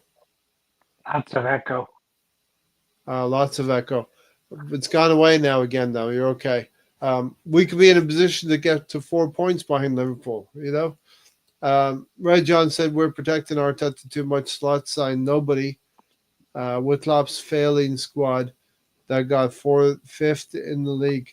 I wouldn't say it was Klopp's failing squad. I think he had a pretty good club to hand over to Arne Slot. They did win a Carling Cup with a lot of younger players as well. Why does Arteta in phase 5 perform worse than Slot in phase 1? Because he's not the guy. The one thing we want Mikel Arteta to do, and everyone wants Mikel Arteta to do, is to sign a bloody striker. Sign a striker who can guarantee you 20 goals each and every season. Because you know what?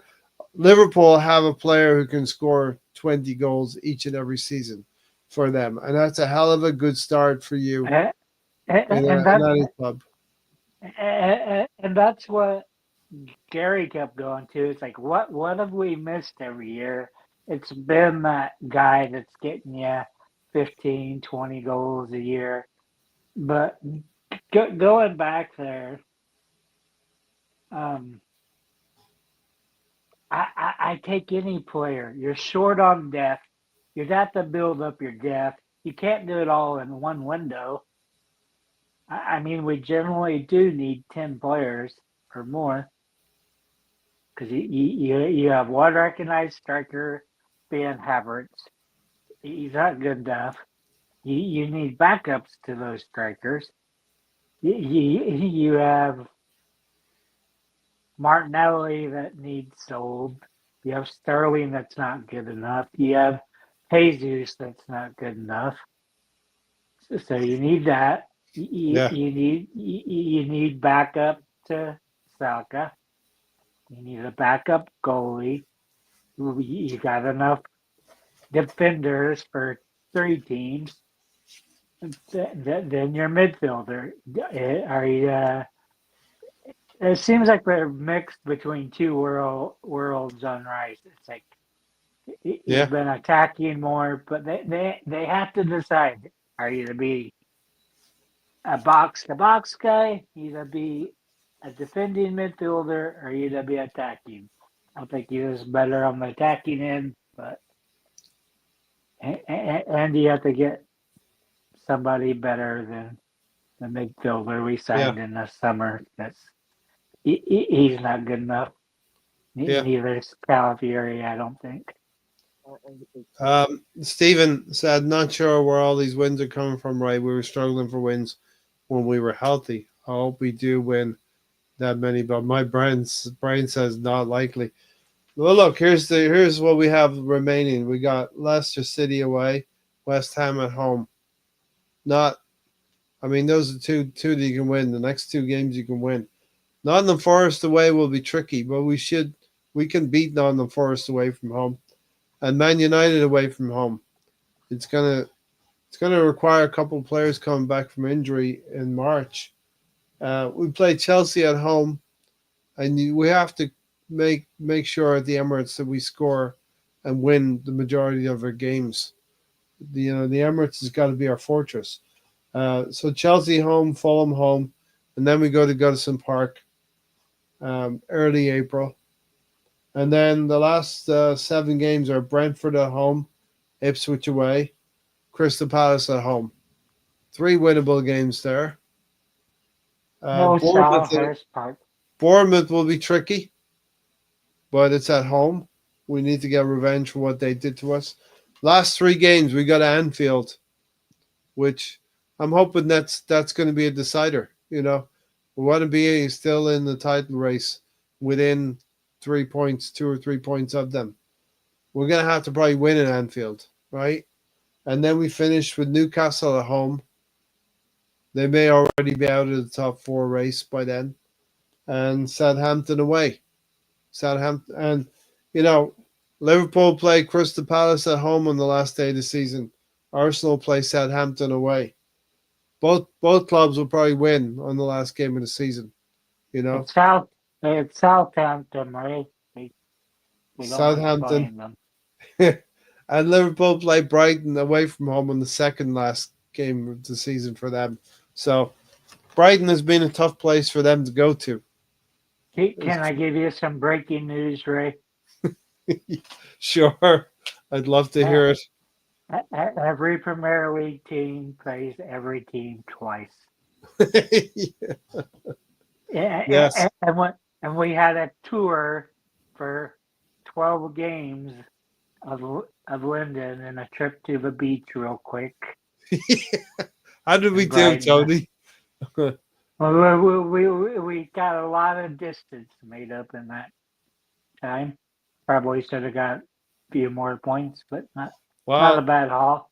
we drew with Brighton was one of those, right? And Yeah, we drew going back was Everton and Fulham were consecutive games where we drew, and that those are tough ones, right? 0-0 Everton, 1-1 Fulham, nothing yeah. games, but we didn't get the wins. It was weird. Like I think it was within Arteta's first 2 years that we had lost more points to Everton than we did the entire time Arteta was a player at Everton. So that means having gone with Everton at home, that means we're going to have to go to Goodison Park and get a win there. That's not an easy place to go to, kind of like Selhurst Park. No, it's not an easy game, easy place to go to. So, yeah, that's a perfect segue to get into last night's game, Liverpool at Everton. What, Tony? Did you see the highlights or did you see the game? And just seeing a few of the highlights. All right, so you kind of know what happened, right? Yeah, What are your thoughts on that game? What it, happened it, in the? it's not surprising that Everton did something. They're not a terrible team. It's weird how much they switched because they were pretty on and they just switched off, but now they've turned it back on. Under David Uh, Moyes. yeah, I thought that there was a couple of interesting things happened, right? So for the first goal against Beto, I would think it was Ajayi or Idai, is the guy's name, the winger. He pushed Bradley, like he moved Bradley to mark him, and he moved the offside line by doing that. So Bradley was the guy out wide playing Beto. Beto didn't even have the time his run against Konate because Bradley was the kid who was setting the offside line out wide. And Liverpool were just not in a good position. Konate allows himself to get rolled by a physical striker. And by that time, Allison's in no man's land. And you can't blame the goalkeeper because he's too close to the striker. Striker passed it through him. So, Alonso, I don't know if you saw the game uh, last night with Liverpool Everton. No, I just heard about it. Volume's a little low.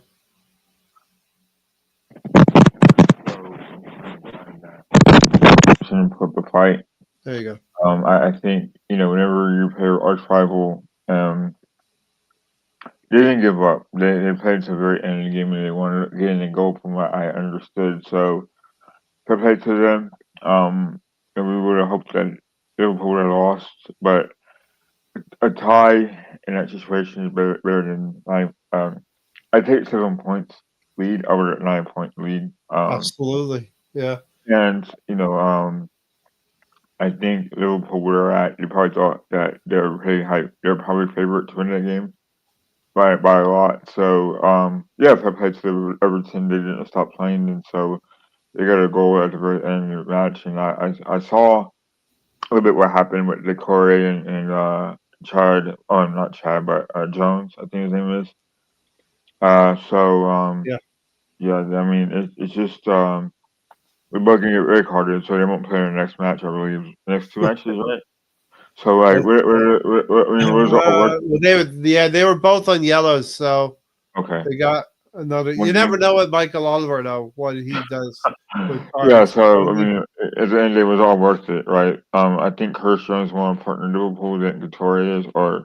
Decore.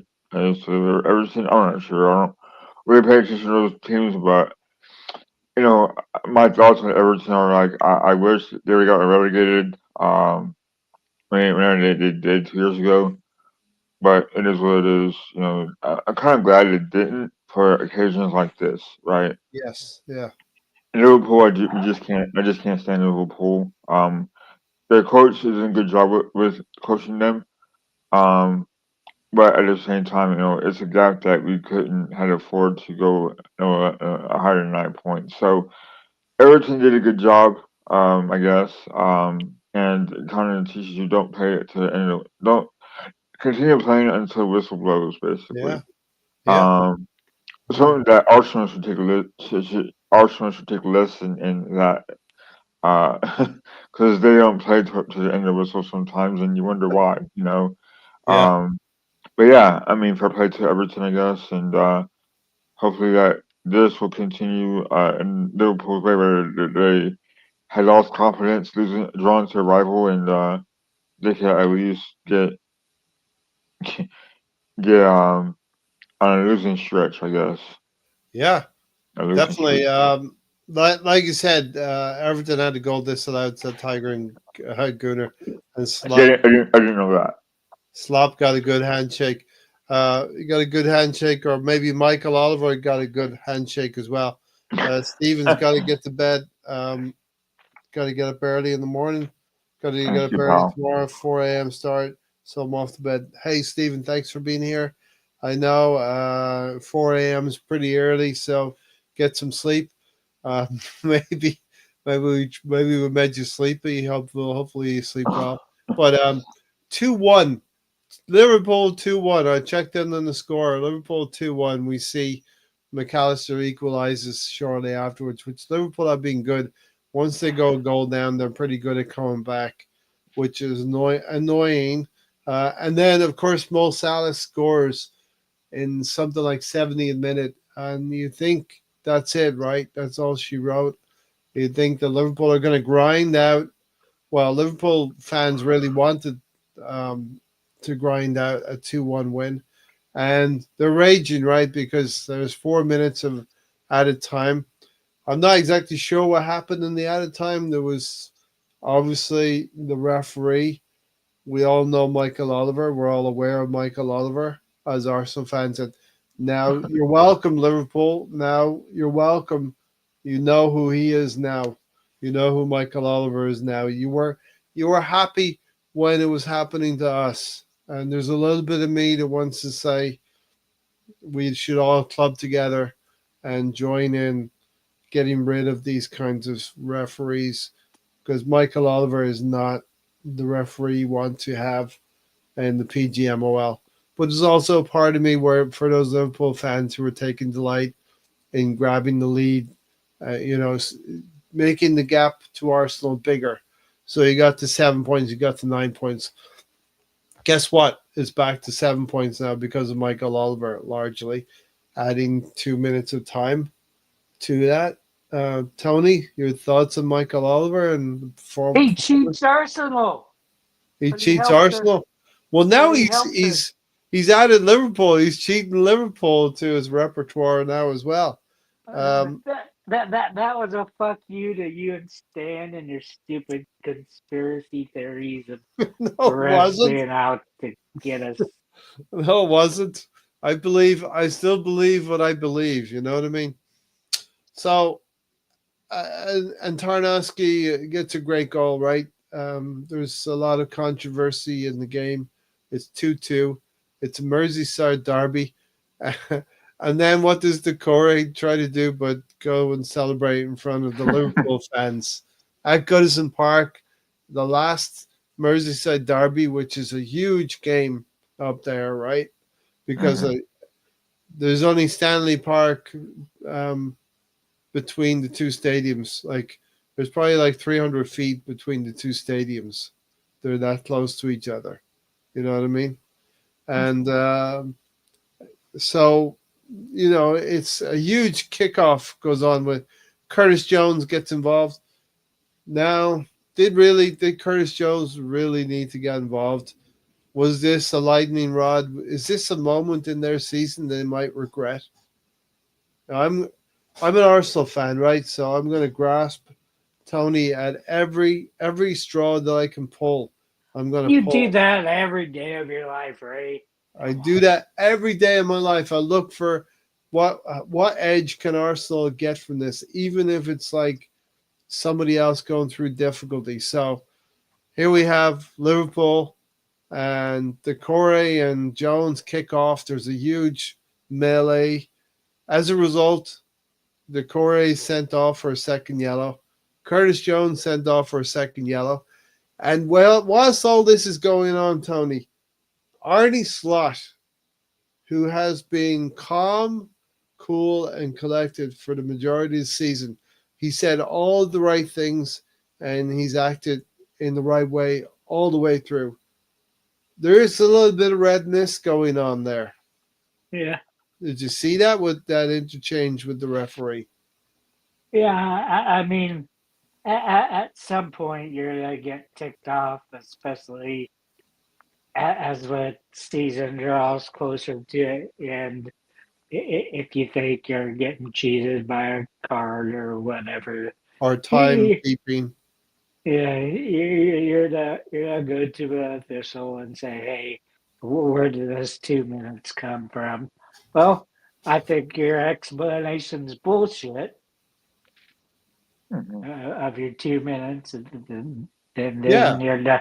Then you're done with your red mist for a while You until know, yeah. something else gets you good. But it's it's go ahead, funny how Lonzo. it's funny how so as you guys know, I work with a guy who's a Liverpool fan, and he works in the Yep. sushi department, and we were bringing up the Corey celebrating with Everton fans, or again, or he Liverpool was fan. celebrating in front of Liverpool fans, Yeah, and I brought up like Tyler Jr. says, like Eddie already to Arsenal, yeah, and I bought that scene up where Eddie Riar was celebrating in front of Arsenal fans like a wanker he was, yeah, and it's like you give this guy a chance to succeed at Arsenal.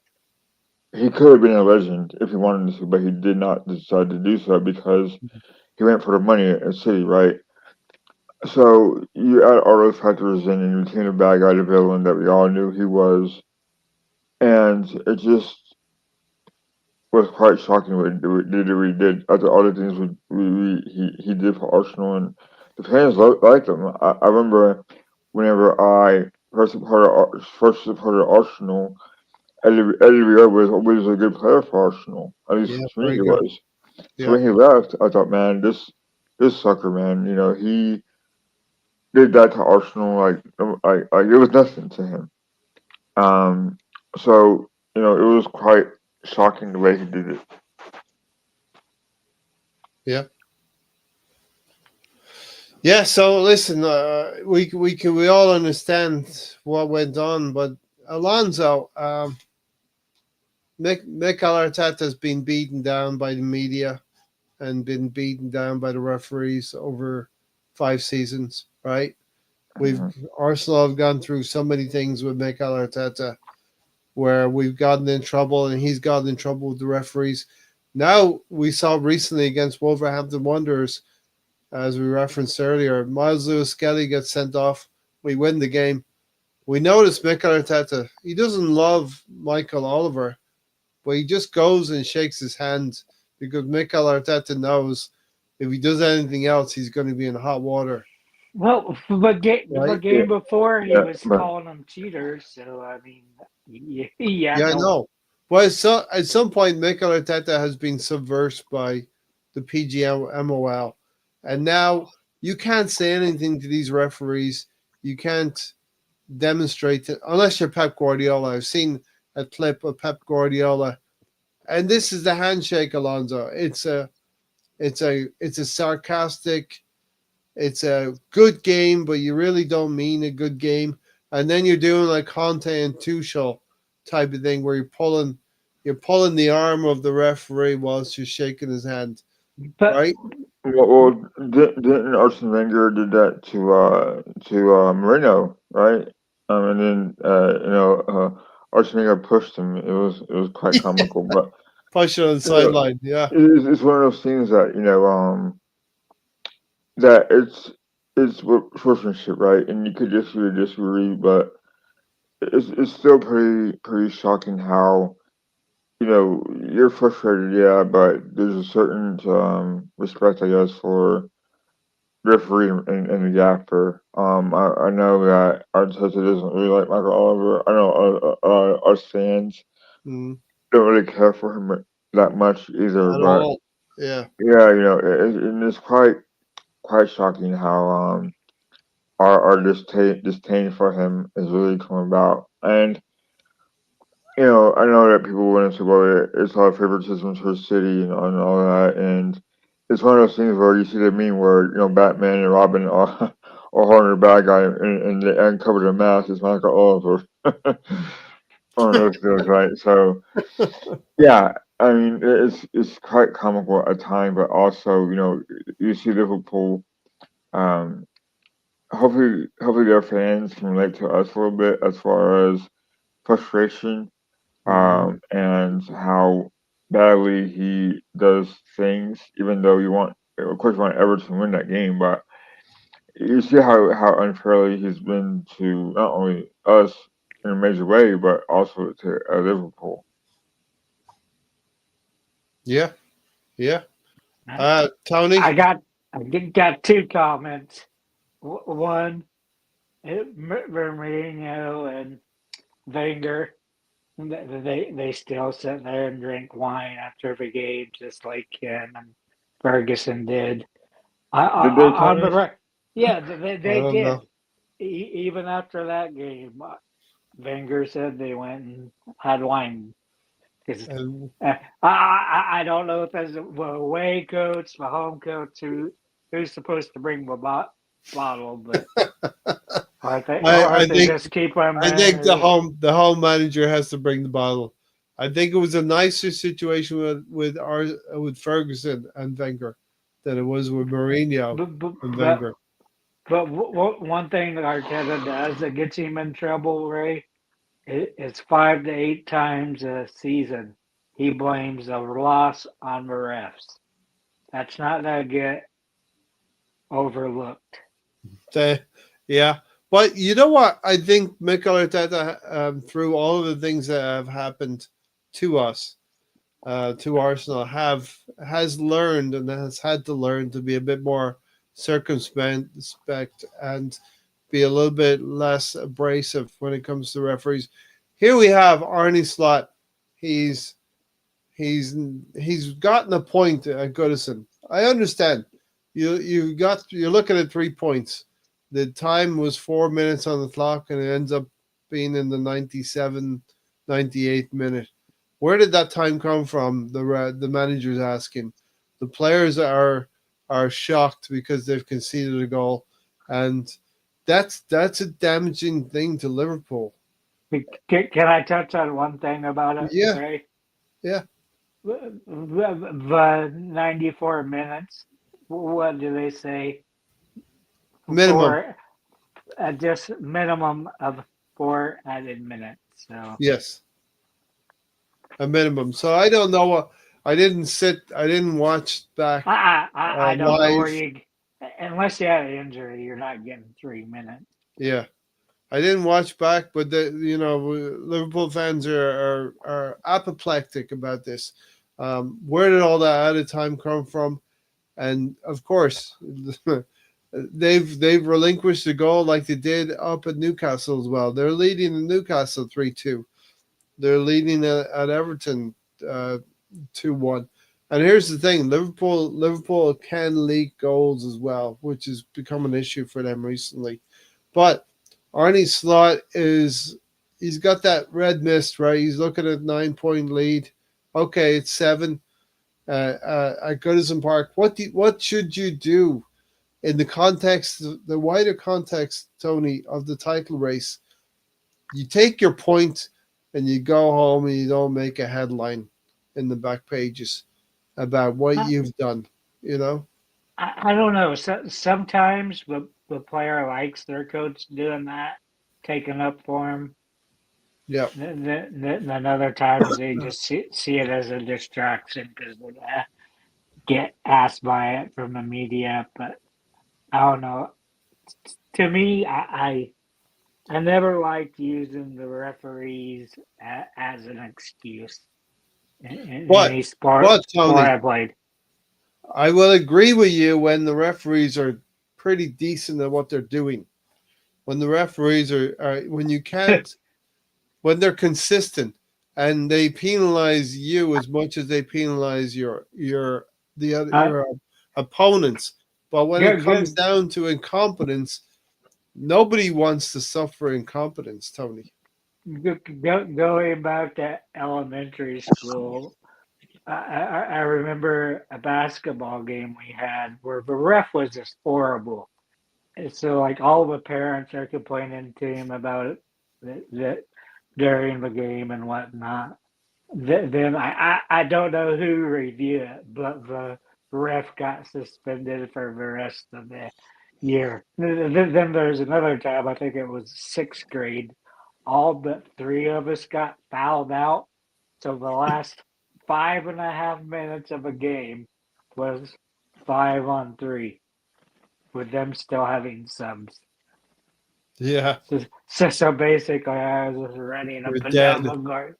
You're dead on your feet, right? Pretty much. It's Yeah. like, can you blow the whistle? We're still ahead. Come on. Alonso, uh, the same thing I sort of asked Tony, like, what should of course, Arnie Slot probably is there right now thinking I should have just kept my emotions in check, take a point and go home. You know what I mean? Yeah. Got Your to plug mic in a went little out bit there. again.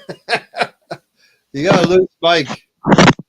In our situations, right? It's like, you know, I I picture Arteta doing that in the Northern Derby whenever Michael Oliver's coaching, Yeah.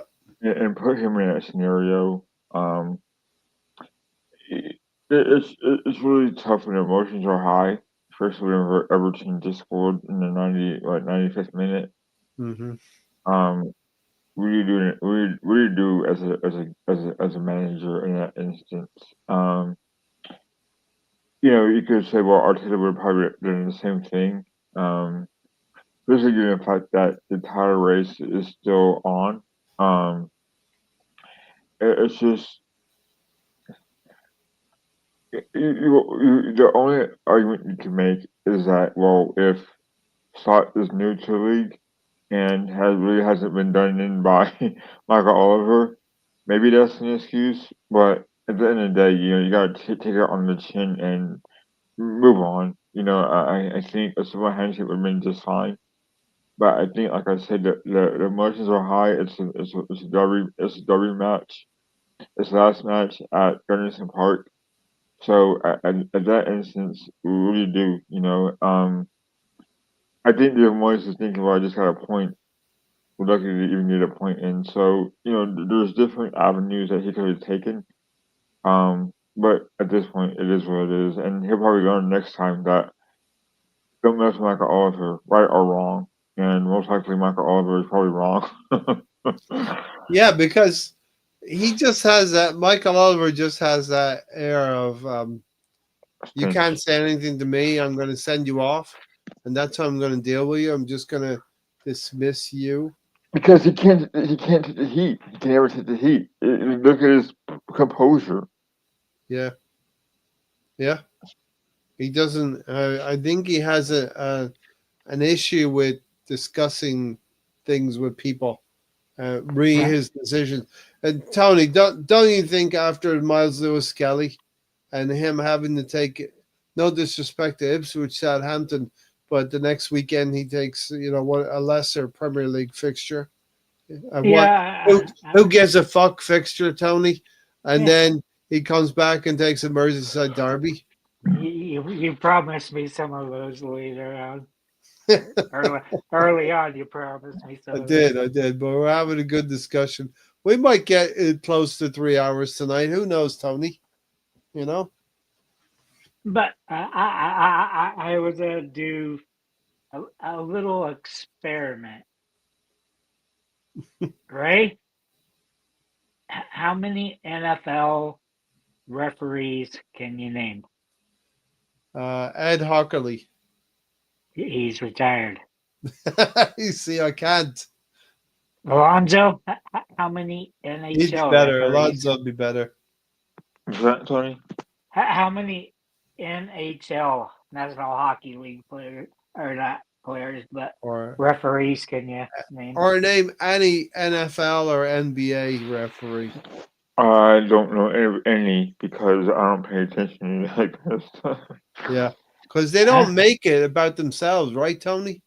Yeah, Right. I mean, a maximum you might know one or two because they put referee your games more because they live closer or whatnot.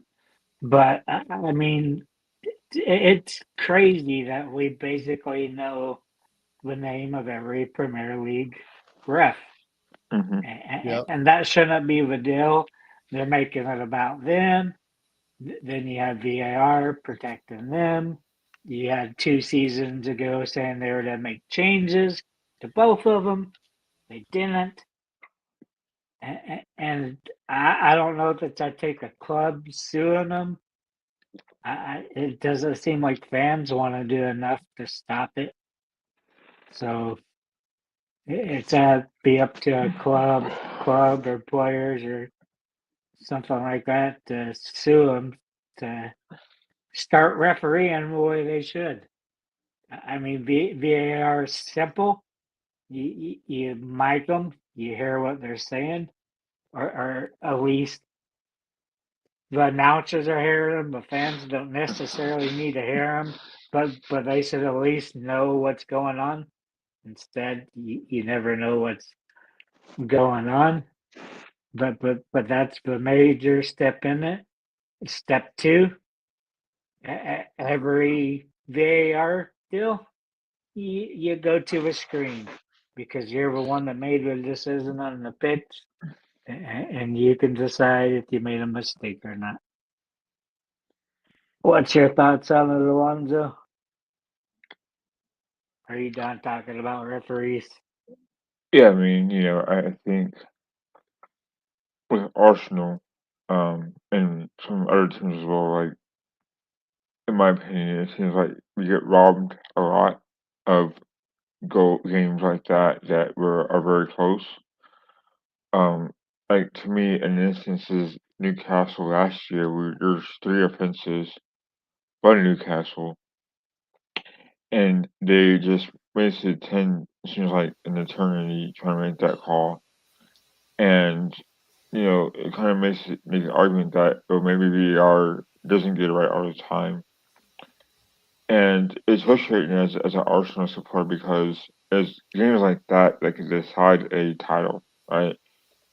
And it's like kind of unfair sometimes that we don't get those calls that maybe Liverpool or City had done in the past. Red John, Red John, Red John. I see the comment. But yeah, um, I just lost track of what you were saying there, guys, for a second. Newcastle, but we still on. We still talk about referees and Michael Oliver. Yeah, I was just asking him kind of what he thought would help or any more comments just on refereeing in general. I think until referees are actually critically, their performances are critically marked, right? By there has to be a want to Howard Webb has to want to increase the standards of refereeing in the Premier League, and we just don't see that. We don't see it in the performance. We don't see any kind of mistakes truly reprimanded. Um, Michael Oliver still gets to take a game after sending Miles Lewis Skelly off. You know, Can you imagine Premier League have to now hold up to the standards of men's college basketball. You get your rating instantly after the game, but you have to be at least 95% accurate. I don't think one referee in the Premier League is right Could do that. 95% Yeah. of the time. And the guy who's marking and refereeing or charting the progress of the referee on the field or on the court has to be impartial and can't be part of the group, can't be part of the boys club. You know what I mean? And that's a huge problem. Even what you hear in VAR, the transcripts you hear 2 weeks later on VAR, they're all just like what looking out for each other, and they're not going to. Michael Oliver will not be called out on in a live situation on his decisions. You know. That's why I like the NBA. They have their review center in Secaucus, and they set their. It's usually full time refs, but you have the head ref over the whole thing make the final decision in every case of something that goes to review. Mm-hmm. So there, it's be the same because you're going to the same guy every time to make the final decision. Yeah. So there's lots of other codes that do it much better, and one that is in the UK. It's in Europe as well. And it's in Ireland, it's in England, it's in Wales, it's in Scotland, it's in France. Alonso, you can tell me about it as well. The Six Nations referees. How did they do it? Yeah. To me, it seems like they don't tolerate nonsense from the players. They go on with it.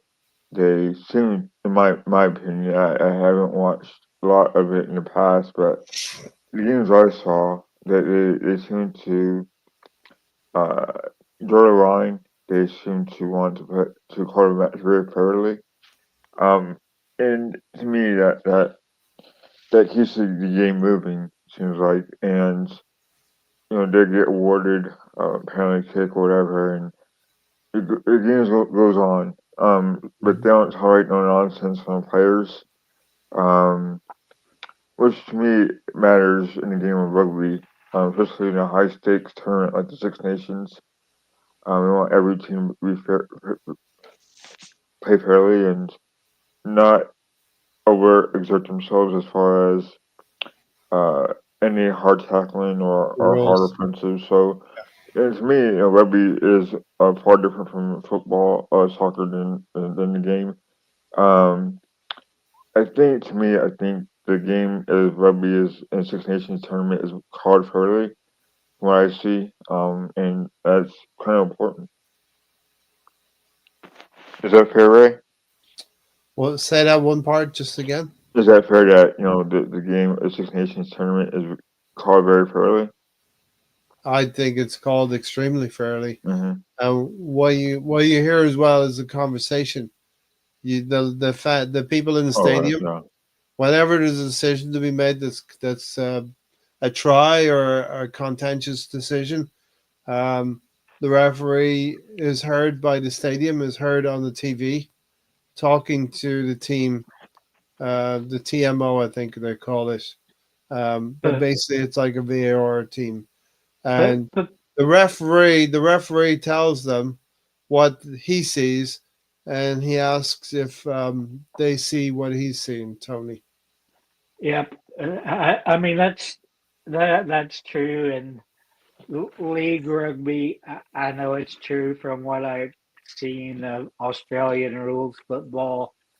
And that's what I was asked you because I remember it for sure in Australian rules, but don't they in the Six Nations and other rugby leagues, they Mhm. verbally warn players, telling them, to, "Hey, cut this out, or I'm to call." call this on you because Yes, yeah. yes. They've been new, and I think there was a game with Ireland recently where a team was going to be awarded a penalty try. So that's if they kept on fouling and using dark arts, which you can do in rugby, you can use it in football as well, the dark arts. But he's warned if you kept doing that, they were going to award a penalty try. So I think the really cool thing about this is that that they're doing it for the love of the sport. They are refereeing the game fairly, with no bias. It seems like no bias, and it's very, very. I would say the Six Nations organization selects the referees very carefully of who's going to be adjudicating the game in such a good manner that you hear each and every decision that's arrived to, and you have very, very little room for controversy, very, very little room for a media who tried to feed off of it in the days afterwards. It's very, very different than football. We're going to see the Premier League the weekend, and It's the media and the fans. It's not. It's not just the media. it's the media and the fans, and it's those people in between, personalities like Gary Carragher and Gary Neville in particular. Those two personalities who like to generate some kind of social media traction. Yeah, To I don't know why those former players, the ones that really aren't formally a pundit or whatever, it's just their opinion, basically. But they're I basically super fans, Tony. They're basically repping. Carragher's yeah, repping Liverpool. I know that's why I'm saying they're basically they're imitation of pundits, but they're just former players that are popular and people listen to them for some reason. I don't know why. God knows why, right? I think a lot of people just like the conflict and shit, but Yeah, I yeah, I, I just want it call fairly and yeah. I mean even on commentary it needs to be fairly because a lot of times that's not fairly played out on the Mhm. screen. So So, in the wider context, Pep Guardiola shakes Michael. I've seen this video where Pep Guardiola shakes the hand of Michael Oliver. May have been a season or two ago, in such a vigorous fashion as Arnie Slot did.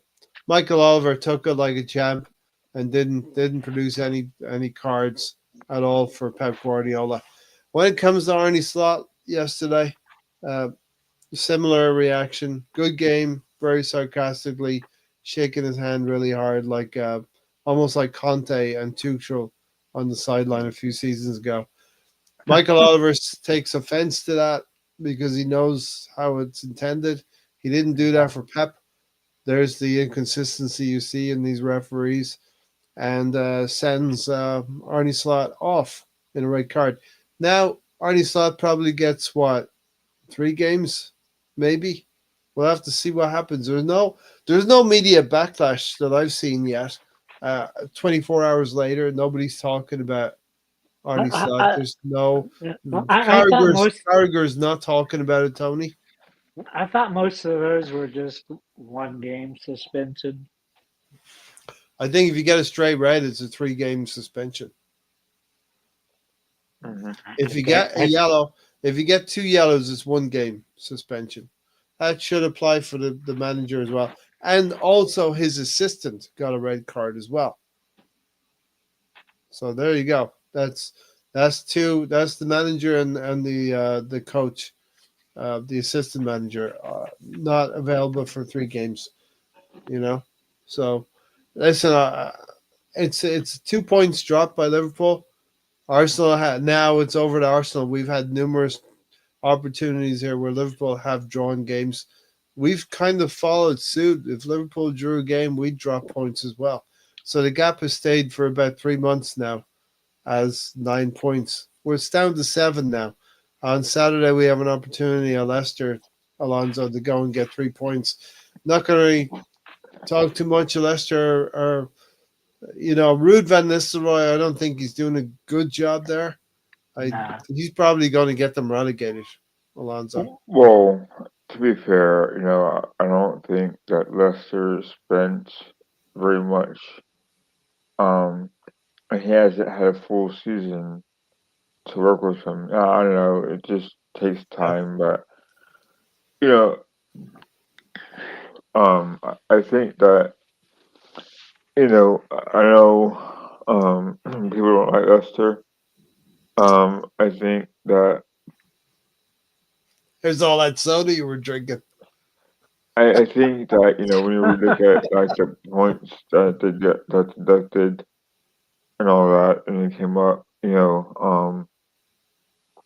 you could have said to yourself, well, they deserve to be back down. Given the fact that that the players aren't that great and Vardy's still there.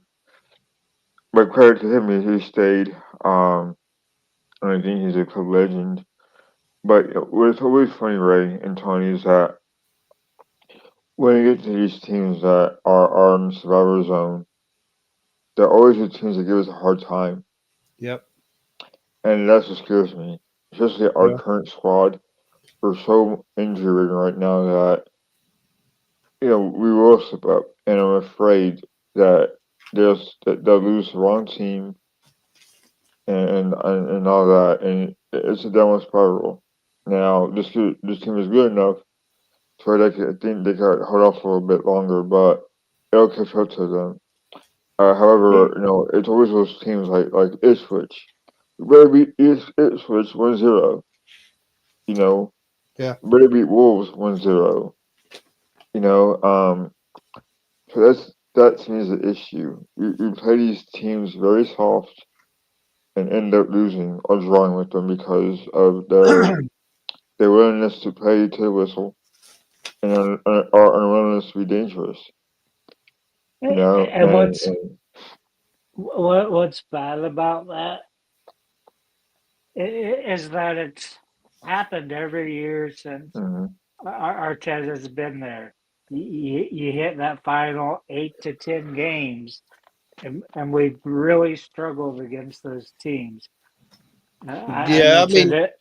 I mentioned it the other day. The worst game I ever seen.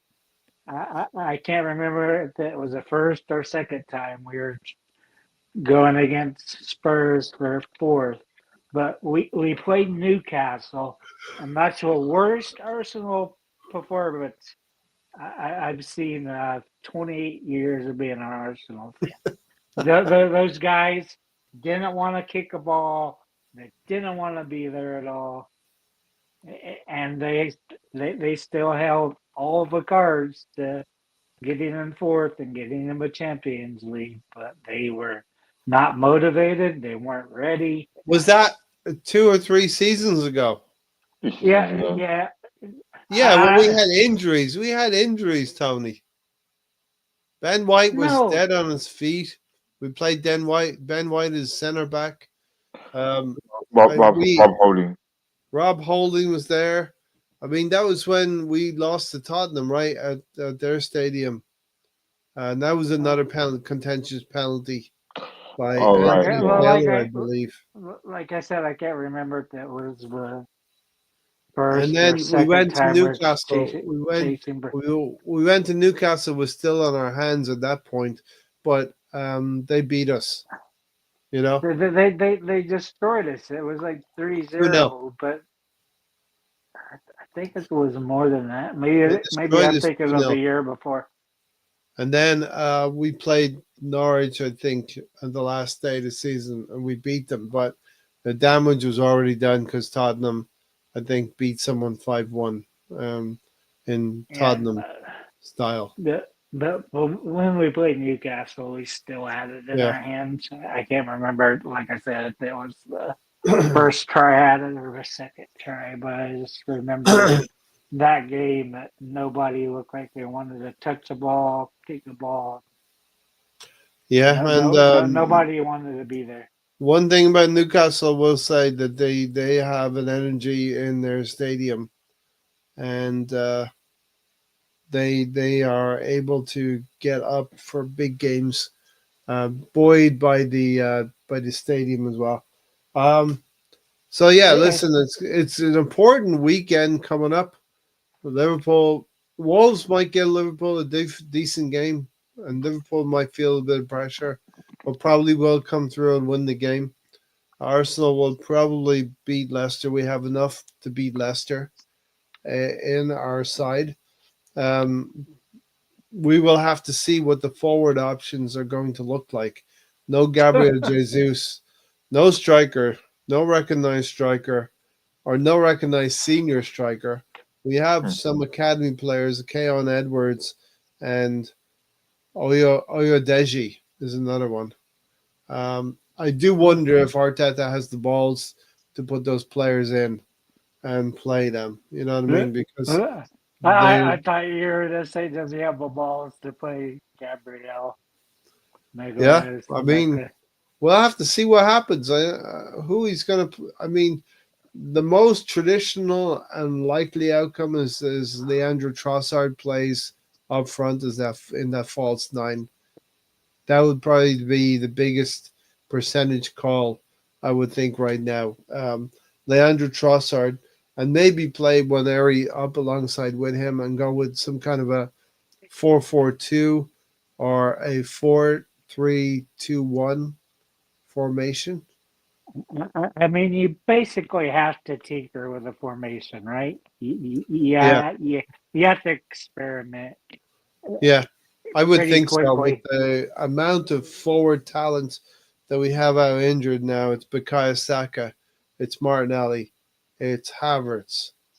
You know, um, who else? I know there's another member injured, but Jesus, right? Wouldn't have been that impactful anyway if everyone else is fit. So we're gonna have to do something with that. Now, But that Kai one's crazy because he would have had to rip that off a bone because even yeah, like the grade if if four. it's a hamstring, if it's a hamstring and he's done for the season, that was a pretty big tear, I would say. You know, and the rehab is going to take a while as well. It would have to be a complete tear, and like I said, Yeah. probably likely off the bone completely because that just Um, so I think February still will have some. It's a short month, but it probably will determine if we're going to get back into this title race now or not. We play Leicester away and then West Ham at home, and they play Wolves at home, Villa away, Man City away, and Newcastle home. So those are tough fixtures for Liverpool to get through, and we've got to be there to take advantage. And whoever is going to score the goals, bring them in, bring them on now. Because let's go through tomorrow's fixture list, and this is what Tony's been waiting for before we finish up here, about another 20 minutes or so. Tony, tomorrow we have Brighton hosting Chelsea. What are your thoughts on the clubs being mentioned, Brighton and Chelsea? I can't remember where Brighton's at right now. Let me look Well, at your. Brighton are in 10th place. Brighton are a funny club because Herzeller, we didn't really like him at the start of the season because the way he was They off about Arsenal, and they that they, sent it off. But they blow hot and cold. yeah, and we've had two draws against Brighton this season. They're the Fulham from last season against us. They're the Fulham from every year against us, right? Yeah. Chelsea were going well earlier in the season. They're stabilized in sort of fourth place now. They're getting a couple of wins here and there, but it's going to be a horrible battle for top four in the coming months, Tony. Yeah. I think mainly third to fourth. I don't know if the fifth place teams make a run for it or not, Yeah. but I think this should be a pretty good game, but probably I think Chelsea. Brighton could But upset them, right? they could, but I mean, Red pretty. John said we need to Maybe, take a page out of Trump's books and put a tariff on any injured players' wages. Let's see how many of them want to play after that. Alonso Brighton at home to Chelsea. Yeah, I think Brighton have it in them. Um, we'll see what happens. I can't stand Cole Palmer. I can't stand Chelsea. Brighton need the points. Hopefully they're motivated to beat Chelsea. Um, yeah, I just hope that Brighton show up one of these days. They're obviously good enough. They had a good start to the season. Yeah, I hope to make it good. Good run of it. Quick word for Leicester City at home to Arsenal, right? 3 points for Arsenal. Yeah, but I think it's gonna be nervy. Um, Leicester have been always known to show up against Arsenal. Fardy. Uh, Vardy, yeah, yeah, that punk Vardy man. But yeah, hopefully we'll dominate that game. But the fact that the teams that are lower than the table always scare me. And they play. Yeah, we play too timid against those lower squads. We need to play with conviction Yeah. and initiative. Red And John says we play Tommy Asso striker. We're going to win 9-0. Maybe he'll score all 9 of them as well. Red yeah, John. Maybe 7 goals and 2 assists. Tony, West Ham at home to Brentford. I just had it up. Hold on. You haven't done your research. You don't have the best handwriting in the world, right?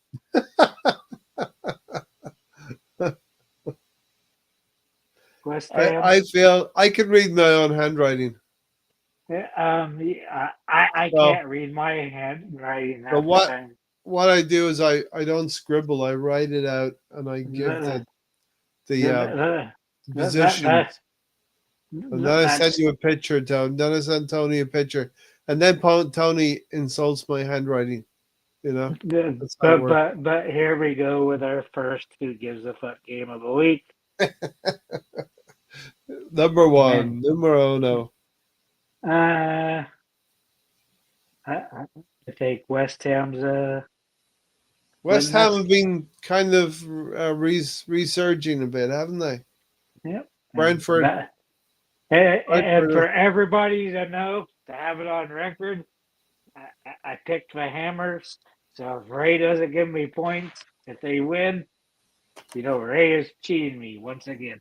Tony, you made the list. You made the upset list, Tony. Right? See that? I wrote it down. You Okay. should have wrote it down like 5 hours ago when I responded to you. Alonso, West Ham, Brentford. I think Brentford are kind of coasting a little bit mid-table. West Ham have a little bit of work to do to improve for the remainder of the season. yeah. I would not be surprised if this is a draw. Mm-hmm. I Tony would think, get 2.5 points yeah. in that case. All Me, right. Take the next one as well, Alonso. Southampton at home to Bournemouth. yeah. I mean, this is a case of why did Southampton get promoted knowing they can't score a goal, right? Yeah. And it's like Southampton or the new Norwich, right? They always get promoted, then you get sent back down, then you get relegated, then you get promoted. The drill. But Bournemouth have been playing really well this year. They got good players. I think Havertz has been playing really well for them. Um, so yeah, I think seeing these teams like a Nottingham Forest, like a Bournemouth, um, like Brentford. These teams stay up, and they stay up for a long time. And I see that with Bournemouth now. They got a good squad now, so they've been staying up for I think 3 years now, maybe more, maybe four. So they've been up and down recently as well. So and Bournemouth has gotten good enough. They've invested very well in their players that they sold. Um, so yeah, it's good to see Bournemouth play well. So I think it'll be Bournemouth win easily. Tony? And the second who gives a fuck game of the week, minus Alonso, because Alonso always cares about who wins. The away side will get the win. You're going to give the Bournemouth. Bournemouth have been a revelation this season. I think. I think they were very unlucky against Liverpool, and that's the one result in their recent matches where you'd say uh, doesn't pass the eye test, but they hit a couple of uprights there and crossbars against Liverpool and were quite lucky. But they've been good. Ramsdale, I don't know what he's going to do. He might get relegated again with another side that begins with Mm. S. So he seems to don't go to a team that begins with S, Ramsdale. But he'll probably get a move to a Premier League club in the summer as well. You know, Aston Villa, Ipswich, Tony. Um, this would be the third one with Villa will be delivering I some but I bombs give there a fuck. I give a fuck about this one because you know because why? you picked them as an upset. Because nope, because this is the game before they play Liverpool next week, and they play Liverpool. I think on Wednesday midweek. That game's been brought forward for some reason, so I'm Huh. quite happy about that. Liverpool have had a tough Merseyside derby. They're going to play Wolves on Sunday, and they have to turn around and play at Villa Park on Wednesday. Wait, Next Uh, Wednesday. is it again rescheduled because of the League Cup? I think because of the cup, it was brought forward for some reason. I, it's weird how haphazardly this shit is. Sometimes it's because it's that's I why don't know, you're right, Tony. Every it, team plays each it's other twice, but it can be in.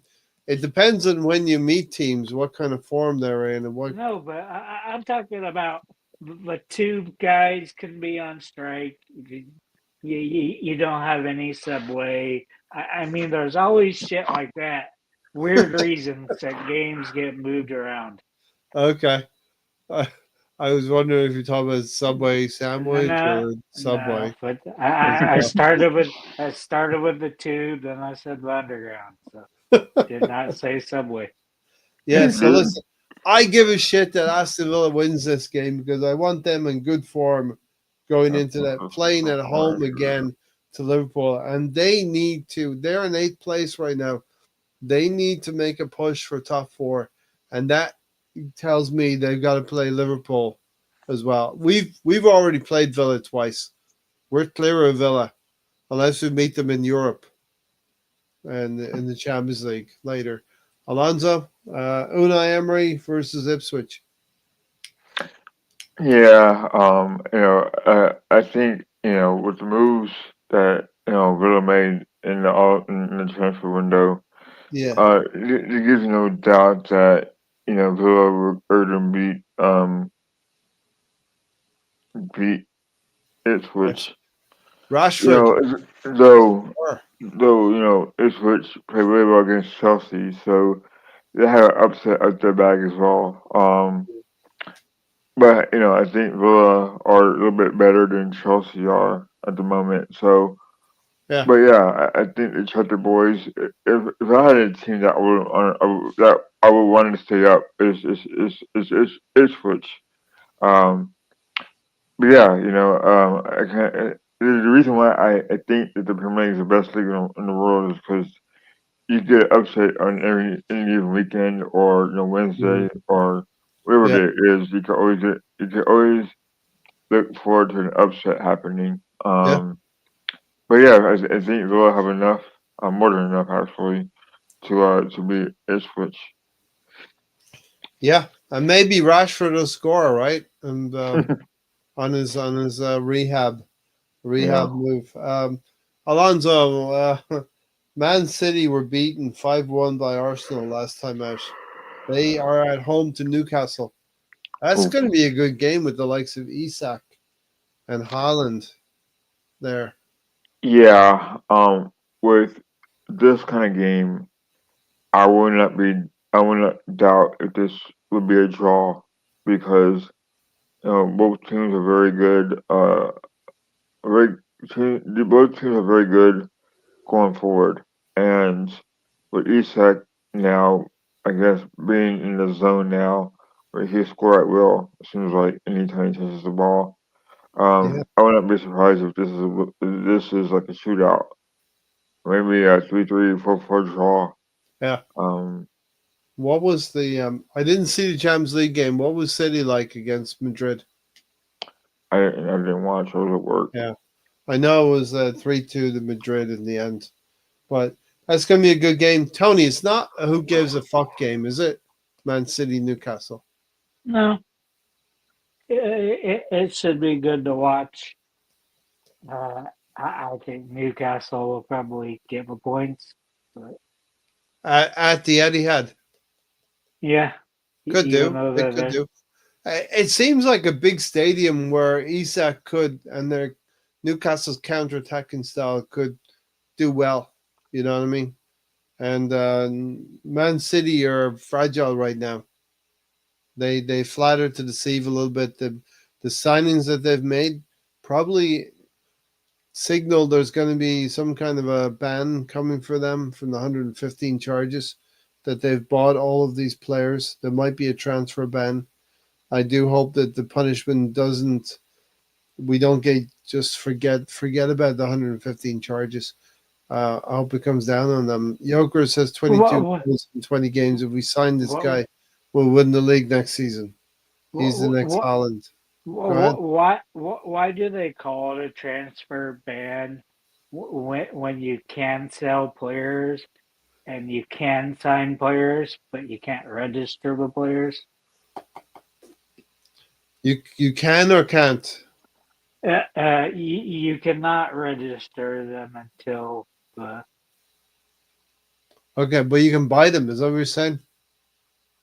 yeah, you can buy them, you can Okay, sell them, so you but can buy them. You can buy them. That means you can't use them. That's right. They can't correct. play. Okay, so that would be the embargo or transfer ban. Tony, Fulham at home. Arsenal 2.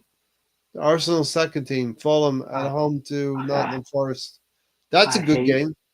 I hate Fulham because they fucking always beat us or draw with us. They they I, really I have think got I think Fulham could win. I might actually go for Fulham in this game as my upset pick. I think we're going to pick Fulham. man. Playing It's playing at I, home, Nottingham Forest. Nottingham Forest but have to slide eventually. that's what I was going to say. It's like eventually they got to slip up some. Hmm Do, I'm do going to go you for do, Fulham. do you think they finish in the top four, or do you think they slide out of I it? think they finish outside the top four. So, yeah, potential So, for City or Newcastle or Villa to creep in there. You know, I imagine it'd be Newcastle and Villa since Newcastle, like I said, they were in 13th and just Newcastle. made, They blew they've their way got up of the they've table. got three tough games coming in, Tony. They got to play City, they got to play Forest, and they got to play Liverpool. So, but um, Alonso, Fulham against Forest. Yeah, I mean this could also be a draw as well. Yeah, everyone knows that Bowie, and yes are for it sometimes, and like I said, this is a part of the problem we have, Ray and Tony, is that there's a striker named Raul Jimenez. right? We Yep. could have used him in Arsenal. Yep. He's been playing well this year for Fulham. Um, so it's just a conundrum, right? That Arteta or the board don't want to pay the money even to our rivals, and he cost I think Fulham like £4 million, I think. Now he's starting striker for Fulham, so he's been playing really well. So, but I think Nottingham Forest, they've have been playing really really well, like exceeded expectations. Um, Yeah. Totally. and Espirito Santos is a very very good coach, a manager, and there's a reason why he didn't succeed at Tottenham. There's a reason why Aaron doesn't succeed at Tottenham because the players are bad. They're just very very bad. And I like how the owner of London Forest have given Alfredo Santos Rome a free roam to coach the team the way he wants, and his coach again another striker Chris Wood, one of the top goal scorers in the league, scoring at will. It's like why can't Arsenal find a striker like that? They don't have to be household names. It's a hot streak, right? Right. So, why can't they sign players like that? Gems, them in the rough. Well, I don't know what's happened to Chris Wood. Somebody has just unlocked him a little bit. You know, he was a striker previous season that wasn't going to score 20. You know, I think the manager's gotten something out of him playing his style that suits him, or the players around him, maybe Anthony Alanga and And players Gibbs like White. Yeah, Gibbs that, White, right? very good midfielder. So, even still, I mean, as a football fan, this is like a good thing that these clubs like Bournemouth, like Nottingham Forest, have stuck around in the top four. And it's pretty impressive, and this is why the Premier League is the best league in the world to me. Is Yeah, that these clubs that are smaller, not smaller, but not Forest have history. Bournemouth being a coastal team, not having that much success, being always up and down, and so I did not know that. yeah. I did not know that Nottingham Forest had two Chris Woods. I don't know But if it's yeah, I mean, it's a very joke impressive or how all these teams have come alive and they're going to stay up in Premier League. are they twins or are they Mhm. conjoined? All right, Lonzo, I'm going to finish up real quick in the next 5 or 6 minutes here. Um, Everton coming off that draw with Liverpool, they go to Selhurst Park, Alonso, and Tony loves Selhurst Park to play Crystal Palace, Alonso. Who played Crystal Palace? Everton now after that Right. 2-2 draw. So Crystal Palace are an interesting story to me because they have a talented roster, at least for me.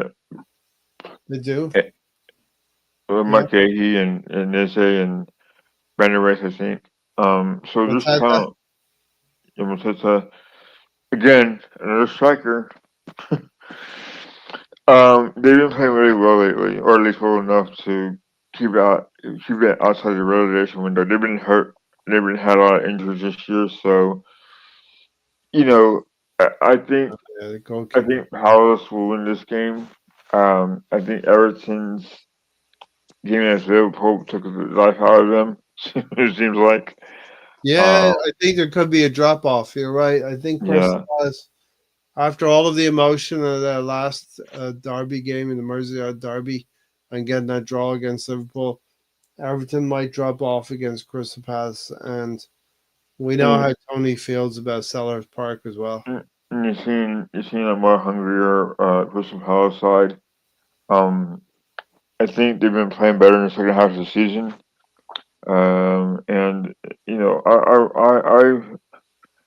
I want them to stay up because they got good players that Arsenal could buy in the summertime as cover.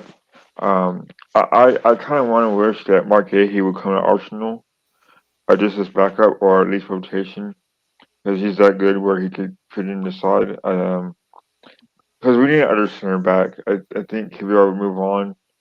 Um, so we'll need depth. And I see. I think I talked about last show or the show before where Calafiori is more like a center back. Yeah. Um, but anyway, so there's some players from Crystal Palace that I wouldn't mind seeing at Yeah. Arsenal. Maybe Isse as well. Um, He's a good player. so yeah, I mean, I think Palace win this game. Yeah. Tony, Selhurst Park. Come on. I want to see your ears prick up and get all excited about Selhurst Park. See, you might see more parts of my body sprout up when you mention Sellers Park. Um, Palace should win this. They're getting close to being the middle team. Yeah, I they're mean, getting number. they They're almost in position for number 10 spot, right? yeah they were very drifting towards relegation zone. They've they've swayed the boat quite a They've bit to moved get. up a little bit. I What's think the they form get. table say, Tony? I don't know. I haven't used the form table much lately. You haven't said it very much. Anyway, Uh, um, Liverpool Wolves, Tony. this is only give a fuck game because we got to catch Liverpool. So Yes. go Do Wolves. you think Wolves can get anything in Anfield, Tony? Really considered picking them Whoa. The big because points. I would probably get half the points, probably not all the points, but Yeah. you you, you, 16, you, you, you never know. But 16 points between them. it might be one of those games that Liverpool put That six would goals. be that would be seismic if Liverpool drop points and Arsenal have beaten Leicester City in the first game of the weekend or first game on the Saturday. Um, the media would start saying, "We got a title race on our hands now." You know what I mean? I just see Liverpool. They're handy right now with 6 or 7 points in the lead. I see them wobbling a bit more if we get closer to them.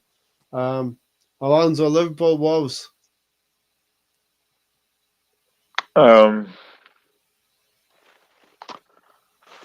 Can't see anything but a Liverpool win there, right? you say that, but Wolves play Arsenal very close. Yeah, Um, even though Arsenal won 1-0. yeah. I think Liverpool could face the same problem. I think Wolves defending has gotten better. Therefore, I see this oddly as a tough game for Liverpool. Mm-hmm. Because them two came off a very very hard draw. And they win that game as well at some point. So you could see this as a struggle for Liverpool. I feel. Um, but of course, I think Liverpool will be too much for them. Yeah, I agree with you. Red John, you're very funny here. It depends on the ref.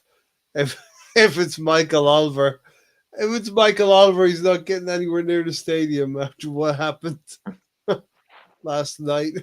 I think Wolves will win. There's no way they're going to pick Michael Oliver for that fixture again. It would be crazy though if that did happen. Have to laugh.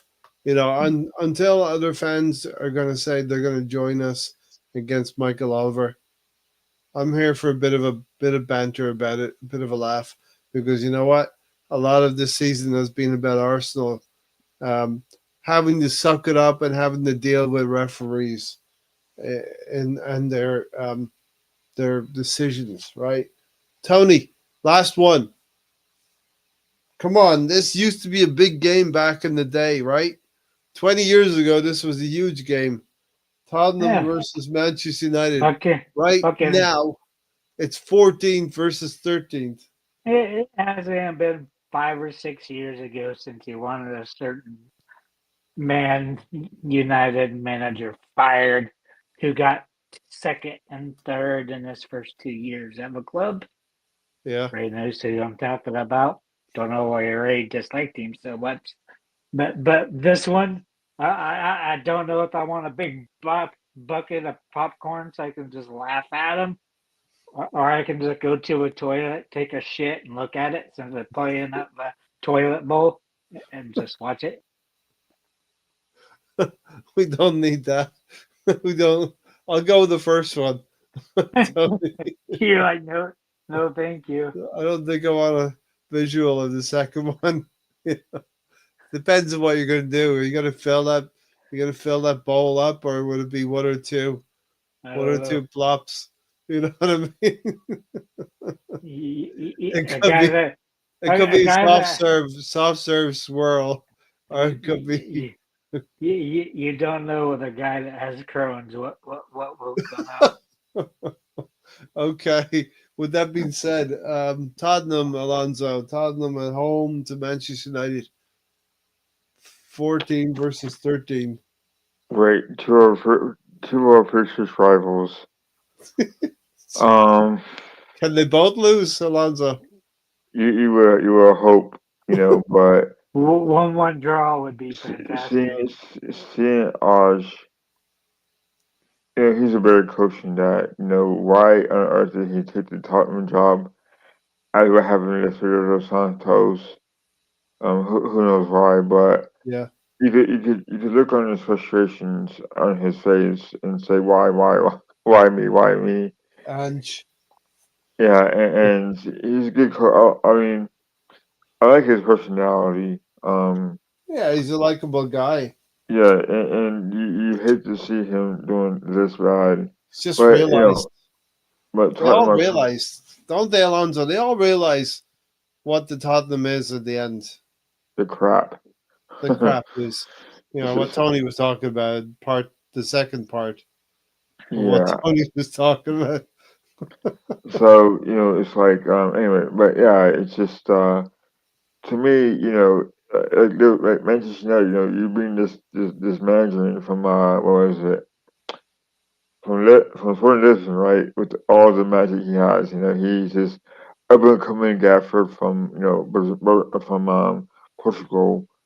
Yeah, what has he done so spectacular with United, right? So it's just a stopgap kind of hire, and I don't think he will get hired back on next year.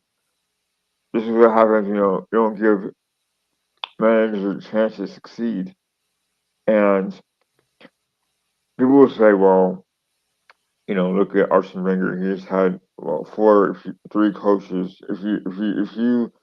If you put Lemberg in there, but between you know um You Emery. can't count Bloomberg because he wasn't given any assistant coach.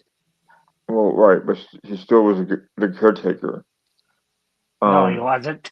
yeah, he was a caretaker between the both Emery and Arteta. He was the caretaker. Freddie Um, Lampard, yeah. yeah. So you know he was basically was just them three.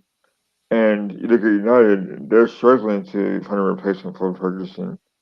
They had David Moyes, they had Van Hall, they had Mourinho, they had Ole Gunnar Solskjaer. You Which was had the best of them. someone else, I believe one of the old assistants. So now you have Emeron, I think his name is. So they've really done badly by recruiting players, having a manager that actually is given time. All these things have caused United to be a place that no manager wants to go now because they know to be sacked. Like Chelsea has done in the past. They went through managers all the time. Now it's United's turn to have that title. Um, you never know what kind of game this is going to be, Ray and Tony. This could be a draw. This could be a 3-0 win to Tottenham or United. So it's just the best thing we can hope for as Arsenal fans is a draw. 0-0 draw. Yeah.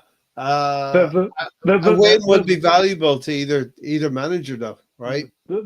the best thing to vision what Man United is just rewatch the game where the roof collapsed, the gutter came out because they have done absolutely zero investment And in the stadium.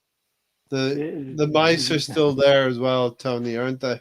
No telling what's still there lurching around. Mice turds are still there. One thing that was in the news today, we played this team early in the season. Arsenal, just a few weeks ago, said they wanted to go for young, talented players. And Qatar is cutting a lot of their spending on PSG. That means PSG will be selling. And one more notable thing, which Alonso probably take to, the USL is forming a Division One. They have Division 2 and 3, another Division One to directly compete with MLS. So that might be interesting to see how American soccer develops. Yeah. They should have did that about 3 years earlier, so they could have a better team at the World Cup next year. But we'll take what we can get. All right, definitely. I think we'll leave it there, Tony. Alonso, thanks for joining. Any final words, Alonso? Yeah. Again, the way we should have gotten a striker when we had a chance. It's frustrating because we could have got someone on loan, and we should have gotten someone. We should have got someone who was high profile. We've been linked to Isak. We've been linked to Bucharest. We've been linked to Benjamin Cisco. We've been linked to Ollie Watkins. Yet they're afraid to spend money, and something's got to change. Um, we got a game on Saturday morning at 6:30 my time and Tony's time. Hopefully, we don't drag the game. We won't drag the game along and just be ruthless, show I hate those. aggression, I hate those and 6:30 had not kickoffs. had not get them in the game up until the 80th minute, and we should be fine. But Yeah. Arteta has to learn how to play more aggressive, or have his teams play more aggressive to get those goals that we need to win the league. At least stay up with Liverpool. Hopefully, works for Liverpool and bridge the gap. Um, and win. Go win Saturday's game and the next one, the next one. Yeah. I think we'll win quite comfortably as well, maybe 2-1. A comfortable 2-1. I know it doesn't sound comfortable at That 2-1. did not with this team that we have, especially Gal 2-1, 2-0, Galvin attack. something like that. Tiger and Gunnar, I hope you had a good week. It was good to have everybody in here tonight. A good chat. Tiger and Gunnar, I hope you enjoyed the show. And we'll see you on the next one, hopefully. Um, I yeah, have one I was gonna suggestion, I was right? gonna give you the last word. Yeah, go ahead, Tony. One suggestion: you sneak into the dressing room and you before they put the numbers on the shirts, Yeah. you turn Gabrielle 6 and you flip it to a 9. That's not a bad one. I like that one, Tony. Usually you don't have some good stuff, but that was a good one. That was a good one. All right, boys and girls. Everybody have a good night's sleep. Alonso, you look tired. Get some sleep. Tony. What I was going to say, actually, I do not mind the first game out. The for me, it's 7:30 in the morning, so I get up a little bit I, later than I, you. I, For both I, No, of I us. always wake up early enough to watch the games. Yeah, me too. I always love how you say half 7. It's one Irish part still in you. I like the 7:30 because you get up, you get your coffee, you have a little bit of food, you got a game right there. And the best game of the week is Arsenal. It's always been Arsenal and always will be Arsenal. You know what I mean? Where was Gary and Stan tonight? Gary couldn't make it, and Stan's not on the rotation tonight, but maybe the next one. Is Tony still sad about his favorite Arsenal player, Mkhitaryan, leaving? I don't know if he was a Mkhitaryan fan. It was Chambers, right? I like Chamberlain, Cal. whatever his I name is. love Cal, Chambers. Callum Chambers. especially like during COVID because he had all those big curly locks. Where is he now, Tony? Where's Callum I, Chambers? I don't know where my big handsome man is, but You he's lost. somewhere. You lost contact with him. That's inexcusable, Tony. You should always know what club he's at right now. All right, everybody. Take care. We're out of Too, here. Hope you too all bad enjoyed the show. Alonso's Karen Gibbs is retired, so we haven't got any updates on him in Care- a while. Remember the memes of Bellerin to Barcelona for a decade, then it actually happened. Yeah. I still think that's one of the worst moves we made because he was never good at that, and that's when he Who? picked up the injury. Who? Bellerin Never good at what? never good at defending because he lost his speed. His speed is his only talent he had. Yeah, Tony was that. I'm telling you that. Speed's pretty important. All right, everybody, we're out of here. Thanks for joining. Take care, Tony. Take care, Alonso. Cheers, everybody in the chat and everybody who has watched us with their Weetabix in the morning. Take care. Tony's back because he's 3 hours straight.